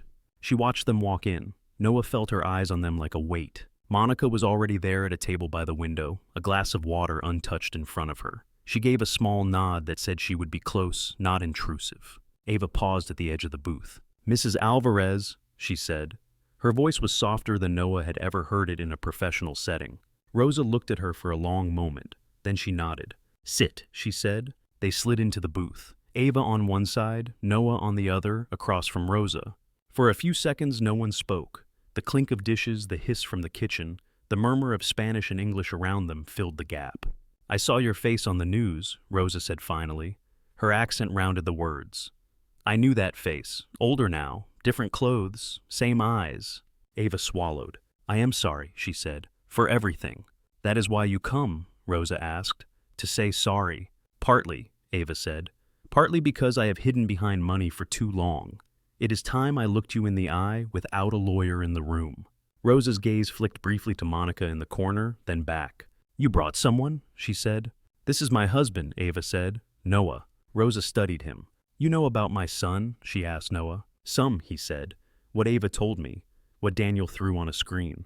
People throw things when they are angry, Rosa said. They do not always care who it hits. She opened her purse and took out a small, worn photograph. The edges were frayed, the colors faded. She slid it across the table. Miguel looked back at them. 17 in the picture maybe, dark hair, wide smile, a green jersey with a number on it. He wanted to be an engineer, Rosa said. He took apart the radio when he was 12 and put it back together. It worked better afterward. Ava's fingers shook as she picked up the photo. Her thumb brushed the corner gently. I saw this on your fridge, she said. That night. Rosa's mouth pressed into a line. You remember my kitchen, she said. Do you remember what you said there? I said I was sorry, Ava said. I said I would make sure you did not have to stand in court and listen to people talk about your son like he was a case file. Rosa nodded. And you handed me a check, she said, with more zeros than I had ever seen. You looked at the spoon in the sugar bowl instead of at me. Ava closed her eyes briefly. Yes, she said. It kept our house, Rosa said. Paid for my other sons to go to college. It did what money does. It softened some things, not the important one. Her hands rested on the table, palms up. I hated you, she said simply, for a long time, for walking into my kitchen in your nice coat and talking about tragedy like it was weather. Ava flinched. You have a sister, Rosa said. I have sons. We are both mothers. I know why you did it. That is the worst part. I know exactly why. Her eyes shone, but she did not wipe them. Your sister writes me, she said, every year on the day he died. Little letters, always the same. I am sorry. I pray for him. I teach my students to look both ways. A small smile ghosted her mouth. She sends small checks, Rosa said. $50, $100 for my grandkids. She writes his name, not just your son, Miguel. Ava's hands curled into fists. I did not know she wrote, Ava said. She did not want you to, Rosa said.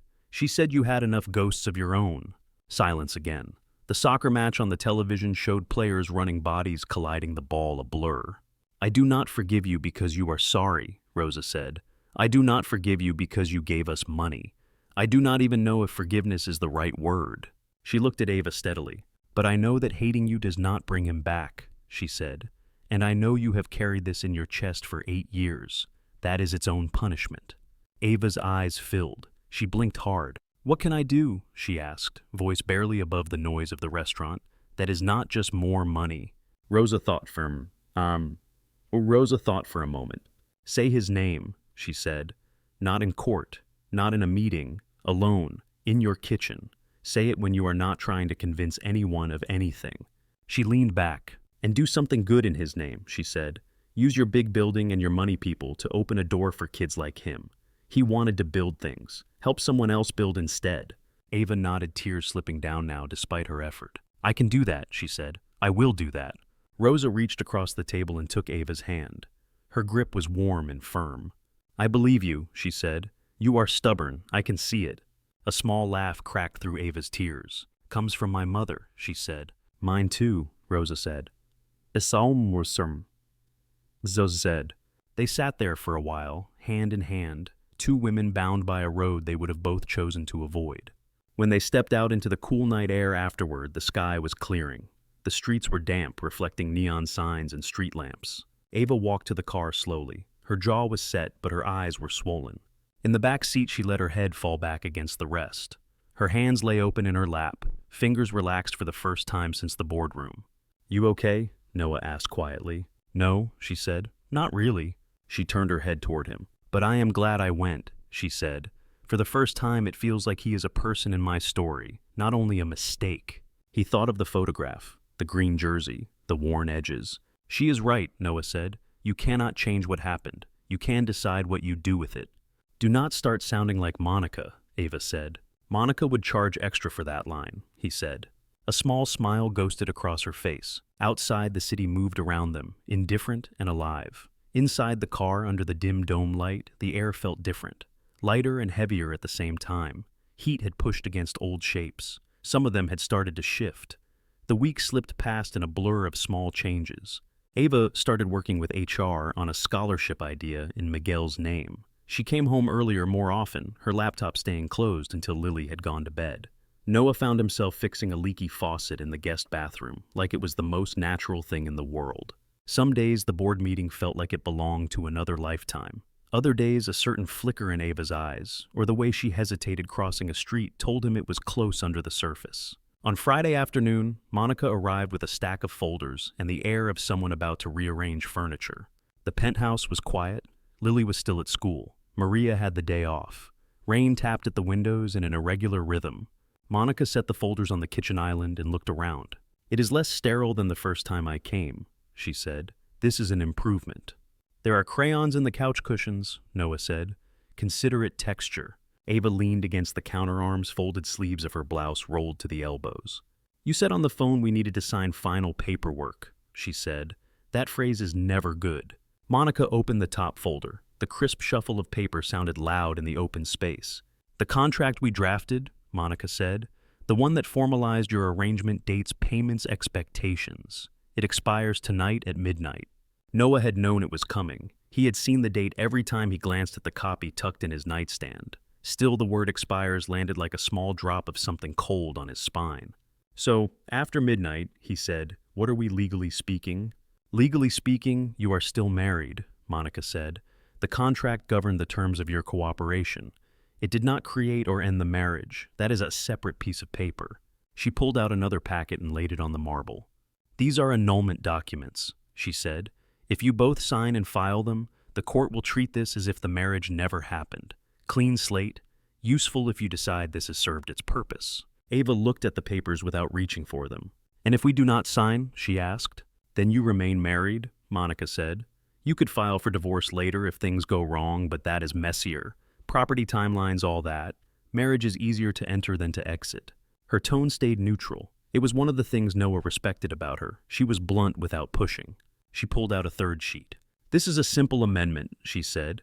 "It states that any financial obligations under the original contract have been fulfilled. No further payments owed, no penalties. If you stay married, you stay because you chose to, not because money is still moving."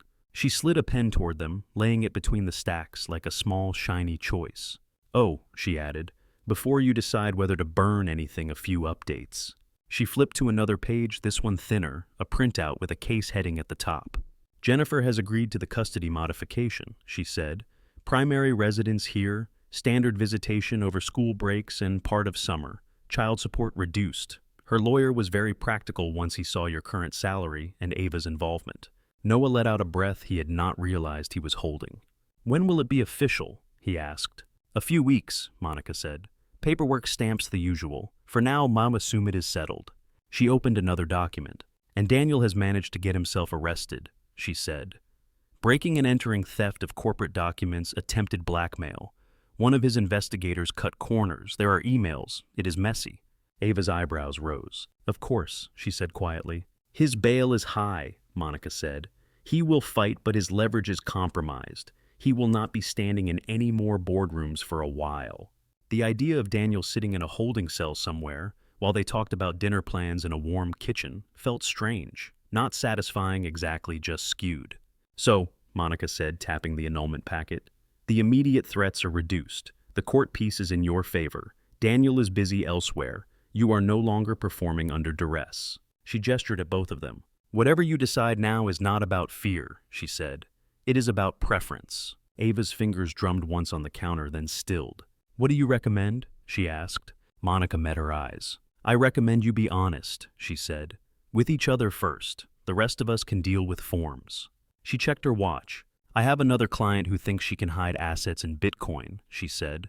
"So, I will leave these here." She closed the folders, leaving the 3 stacks arranged in a neat row. "Call me when you know," she said. After the elevator doors closed behind her, the apartment felt too quiet. Noah looked at the small pile of paper on the island. The annulment lay on top, heavy with fine print. The amendment for the contract sat beneath it, thinner. The pen glinted in the overhead light.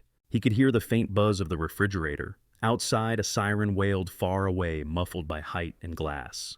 "We should talk," Ava said. "Yeah," he said. "We should." They moved to the small table near the windows. Not the big dining table they used for guests and homework, but the round one where they drank coffee and ate toast. The city lay beyond the glass sunlight, smudged by clouds.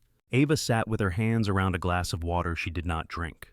When we started this, she said, I picked you because you were desperate enough to say yes and steady enough to keep my lie from falling apart. He did not argue. It was true. I told myself I was giving you something too, she continued. Money, a better job, school for Lily. It made me feel less like a monster. You are not a monster, he said automatically. She gave him a look. You have not seen my inbox, she said.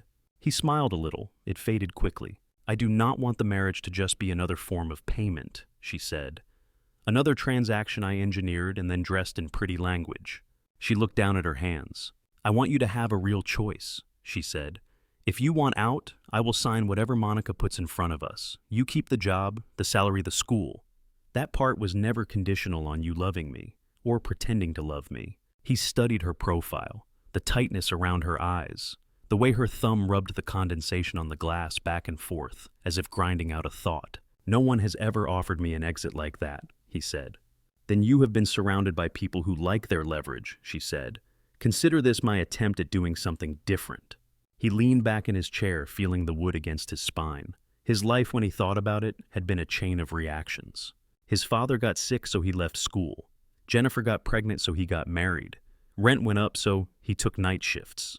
The babysitter canceled, so he brought Lily to work. Ava made an offer, so he said yes. He had been moving from disaster to patch, always one step behind the next leak. In college, he said slowly, I wanted to study mechanical engineering. She looked at him surprised at the change of subject. You told me community college, she said. You never said what you wanted to study. Machines, he said. The way things fit, how systems behave. I liked the idea that if you understood the structure, you could fix it.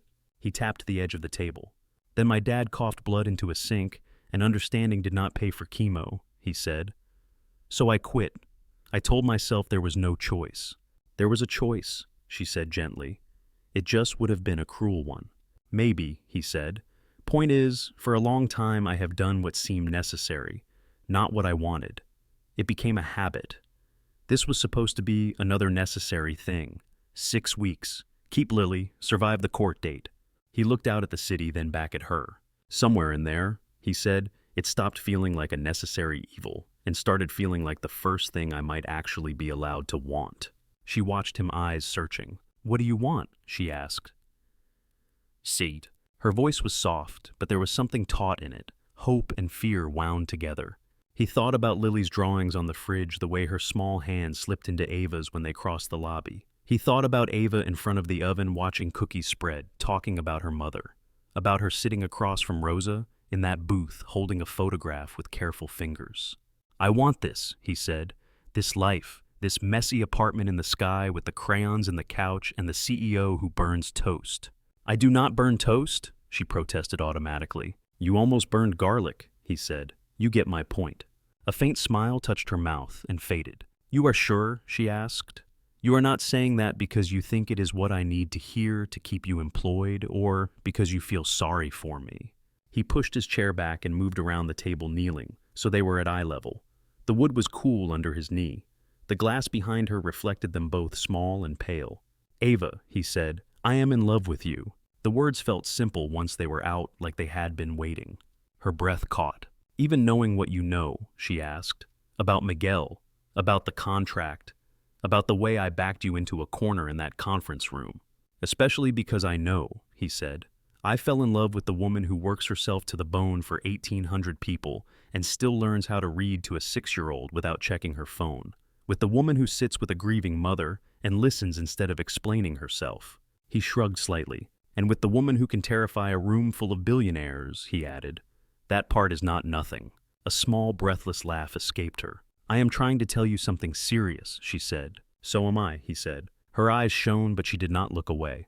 You know what scares me most? She asked. Not the board, not Daniel, not public scandals. I am scared that everything between us is just proximity and relief. That I am the first person to hand you a decent salary and a view, and you have mistaken gratitude for love. He considered that. It was not an unreasonable fear. I know the difference between relief and love, he said.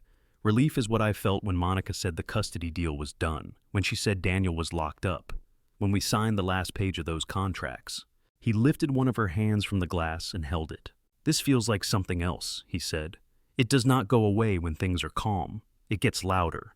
Her hand tightened around his. I am in love with you too, she said, which terrifies me. She exhaled a shaky sound. You were supposed to be a solution, she said, a line in a narrative.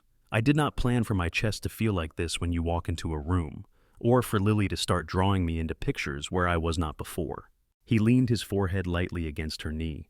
Her free hand went to his hair, fingers tentative at first, then surer. So, he said, words muffled slightly, what do we do with that? She let go of his hand and stood. He straightened as she moved to the island. The folders sat where Monica had left them, edges aligned, pen waiting. Ava opened the annulment packet. The legal language lay there dense and cool. She picked up the pen. For a second, Noah's stomach clenched. Then she uncapped it and instead of signing, drew a firm line across the top page. It was not enough to void the document. The court would ignore the line, but the gesture said what it needed to. She set the pen down, took the annulment pages, and tore them cleanly in half. The sound was sharp in the quiet kitchen. Again, longwise this time, paper fluttered onto the island like oversized confetti. She looked at him over the torn sheets. We started this marriage as a lie, she said. I do not want to erase it. I want to rewrite it. He stepped closer. Together, he said. Together, she echoed. They both signed the simple amendment that ended the contract obligations. The ink was dark on the page, drying quickly. Noah felt something settle in him as he lifted his hand. Not a weight this time, a shape. The lock that had turned the night he signed in the conference room felt like it had clicked again in a different position. The elevator chimed. Lily burst in a minute later, backpack still on cheeks, flushed from the rush up from the lobby. You are both home, she said, dropping the bag and kicking off her shoes in one motion. Good. She hopped up on one of the stools at the island and spotted the torn paper. Did you do arts and crafts without me? She asked, indignant. Lawyer crafts, Noah said. Very boring. It looks messy, she said. I like it. Ava leaned on the counter. Hey, Lily, she said. There was a new tone in her voice, nervous almost. Lily looked up. What? She asked. We need to tell you something, Ava said. When we first asked you to pretend we were a family, it was because of a job I had to do. That is not true anymore. Lily went very still. So I can stop pretending, she asked cautiously. Yes, Ava said. If you want, because now it is real. Lily frowned, processing. You mean, she said slowly, you are really married now, not just on paper for grown-ups. We have been really married on paper since the courthouse, Noah said. Now we are choosing to stay that way. On purpose. Lily looked from one of them to the other. Her eyes were serious in a way that always made Noah feel older. Forever, she asked. Basta sit. As long as you will put up with us, Ava said. Lily slid off the stool and came around the island. She stopped in front of Ava, staring up at her. Does that mean I can call you Mom? She asked. Not just sometimes by accident. Ava's hand flew to her mouth. Her eyes filled so fast it startled Noah. If you want to, she said, voice rough. If that feels right to you. It does, Lily said. She launched herself forward, arms tight around Ava's waist. I already did in my head. Ava folded herself around her, bending down, face pressed into Lily's hair. Her shoulders shook once. Lily held on. Noah stepped closer, wrapping his arms around both of them. For a moment, they were just a tangle of limbs and breath and shared warmth in a kitchen that smelled faintly of the last batch of coffee. Lily's voice emerged slightly muffled against Ava's sweater. So, she said, if this is forever now, can we get a dog? Noah laughed, the sound spilling out of him. A dog? He asked. That is your first question. Every real family has a dog, Lily said, pulling back enough to look between them. It is a rule. Ava wiped under her eyes with 2 fingers and actually smiled. We can talk about a dog, she said. No promises about size or drool levels. Lily seemed satisfied. Good, she said. I already picked a name. She scampered off to her room to draw a picture of the imaginary dog, leaving 2 adults in the kitchen, surrounded by torn contracts and the echo of a child's certainty. Ava reached for Noah's hand. Their fingers laced together easily now, the shape familiar. In the reflection on the glass, he could see them standing side by side, hands joined, the city blurred behind them. No scripts, no timelines, just the outlines of something they had chosen, still soft, still forming, held together by their grip. Saturday morning smelled like butter and burnt sugar. Noah stood at the stove watching pancake batter bubble in the pan. The first batch had come out oddly shaped, one of them in a lopsided heart, that Lily had claimed immediately. The second batch looked better. Practice did that. A furry shape sat at his feet, tail sweeping the floor with slow, hopeful thumps. That is not for you, Noah told the dog. The dog licked his ankle and looked up, all brown eyes and floppy ears. She is very persuasive, Ava said from the table. She sat with one leg folded under her, wearing a faded college sweatshirt Noah had never seen outside the penthouse. Her hair was loose. A mug of coffee steamed in front of her. She smelled like sleep and cinnamon.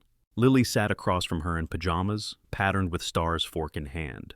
A smear of syrup glistened on her chin. "Can Luna have just a little bit?" Lily asked. She helped me wait. "No pancakes for dogs," Ava said. "We talked about this." "She is a member of the family," Lily said. "Members get breakfast." The dog, officially named Luna after a heated debate that included Spark Rocket and Captain Biscuit, wagged harder at the word breakfast. "She eats her own breakfast," Noah said, "which is in her bowl." He flipped the pancake. Luna tracked the motion head, tilting like she was following a tennis match. Lily rested her chin on her hand. "Every real family has a dog," she said thoughtfully. "But not every dog has a real family." Ava blinked. "That is unreasonably wise for 8:18 on a Saturday," she said. Lily grinned, pleased with herself. When Noah set the next plate on the table, Luna gave up on subtlety and tried to climb onto his knee. He nudged her gently, but she managed to press her nose to his thigh anyway, as if proximity might make syrup appear. "She likes you best," Lily said. "She likes whoever has food," Noah said. He sat. For a moment he just looked at them. The two faces on either side of the table, the dog sliding carefully under Ava's chair, the light from the high windows turning the syrup into amber. Scenes like this still surprised him. The ordinariness felt like a gift that kept unwrapping. After breakfast, Lily and Luna chased each other down the hall, nails clicking on the wood, shrieks and barks echoing. A framed photo tilted on the wall as they rushed past, then straightened when Luna bumped it the other way. The photo showed the three of them at Discovery Park, hair blown by the wind, Lily on Noah's shoulders, Ava's arm wrapped around his waist. Rosa had taken it on her last visit. Noah rinsed plates in the sink. Ava dried, handing them up to the cabinet. "How does it feel?" he asked, "not having to talk to Monica every other day?" She considered. "Quiet," she said. "Suspicious." "She will find more people to terrify," he said. "You trained her well." "I did not train her," Ava said. "She came fully calibrated." The faucet hissed. Suds slid down the drain. When the last plate was stacked, she turned and leaned back against the counter, drying her hands on the towel. "The scholarship papers went through," she said. "Legal sent me the confirmation last night." "Already?" he asked. "Apparently the state likes free money," she said. He pictured the name again printed in clean letters at the top of the document. Miguel Alvarez Memorial Scholarship. "Rosa knows?" he asked. "I called her," Ava said. "She cried. Then she told me to stop apologizing and start recruiting applicants." "You listened to her?" he said. "I am learning," she said. He stepped closer, towel dangling from her hand between them. "You do not have to fix everything," he said. "I know," she said. "I just want to fix what I can reach." He touched her wrist lightly. Her skin was warm from the dishwater. She looked up at him, eyes soft in a way boardrooms never saw. Lily barreled back in, skidding to a stop when she saw them. "You," she said reflexively, even though they were standing a respectable distance apart. "You started this," Noah told her, "with the pretend marriage." "It is not pretend," she said. "It is real." She said it the way she might say the sky was there or Luna's fur was soft. A fact. Noah reached out and caught her as she tried to slip past, pulling her into a hug that made her squeal. "Homework," he said.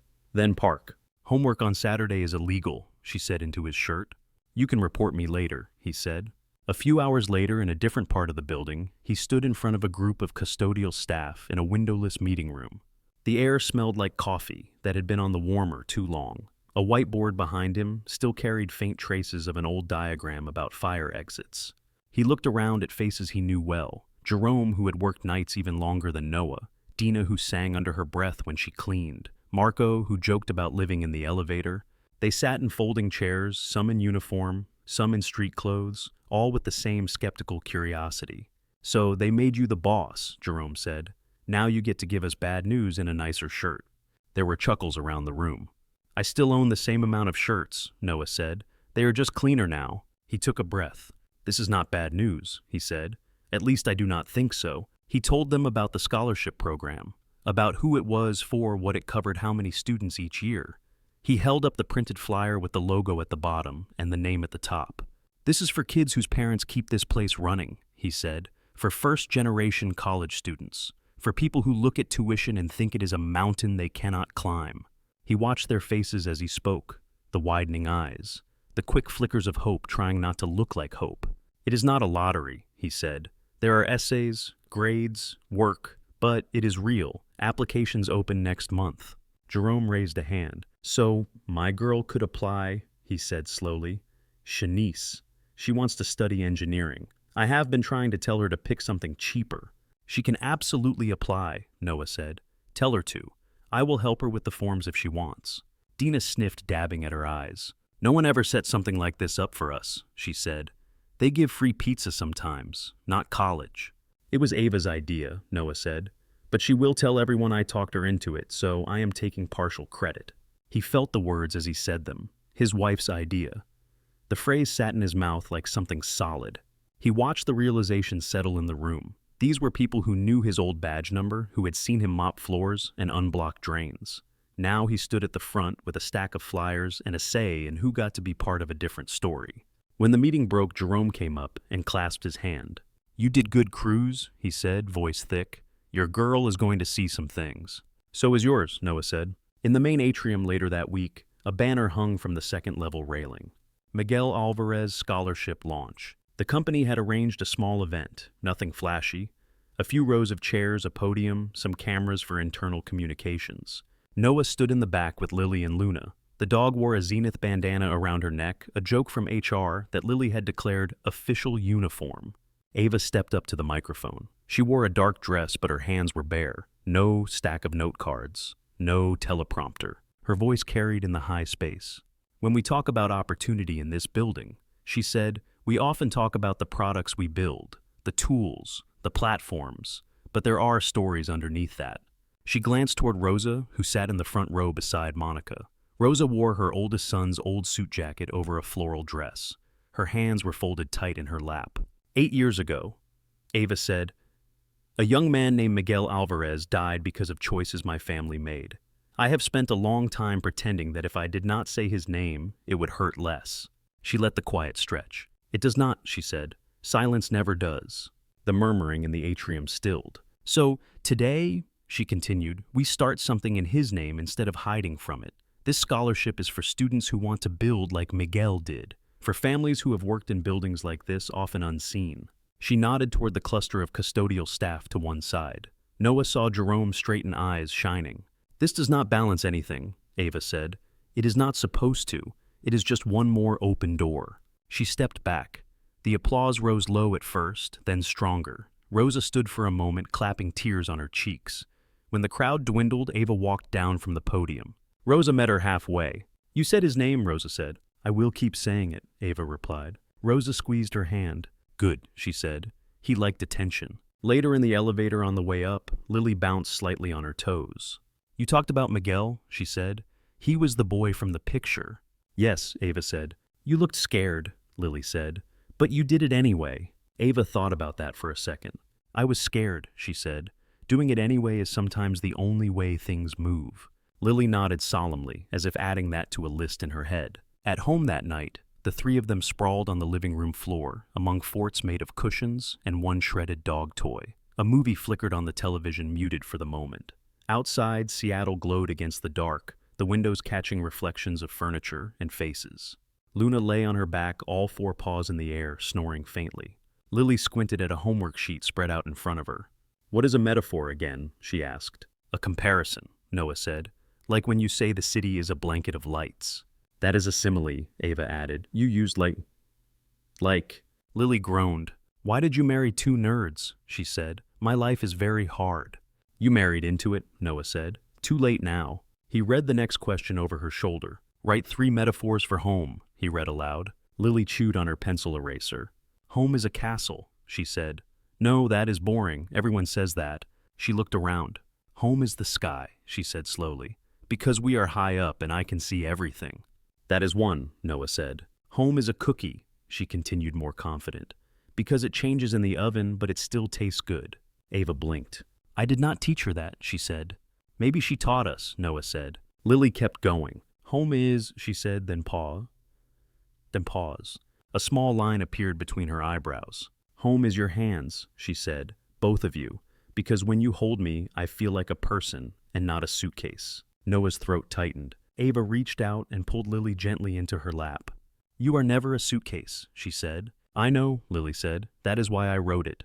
She wiggled free again and scribbled on the paper, tongue peeking out in concentration. On the TV, the paused image showed a cartoon volcano mid-eruption. Luna snorted in her sleep. Rain started against the glass light at first, then steadier. Noah watched the patterns on the window, the way the drops slid down, leaving temporary streaks that vanished as more followed. There would be marks to wipe later, but for now the blur softened the city into shapes and color. He felt Ava's hand find his fingers, weaving through the familiar spaces. He turned his palm to meet hers. They had started with contracts and lies, and the urgent need not to lose everything. The marble floors, the glass walls, the careful narratives. The heat of crisis had pushed against all of it, warping plans, exposing fault lines, turning intentions into something else. Some stains had settled, some had been scrubbed until only a shadow remained. Others stayed visible reminders rather than wounds. In the reflection on the window, he saw 3 figures sitting on the floor, with a sleeping dog and a half-finished fort. Lily looked up from her worksheet. Can I write one more? She asked. How many do you need? Ava said. Only 3, Lily said. But I want 4. Go ahead, Noah says. Lily tapped her pencil against the paper. Home is this, she said, right now. She wrote it down, even though she could not quite catch all of what she meant. The oven timer beeped from the kitchen they had forgotten about.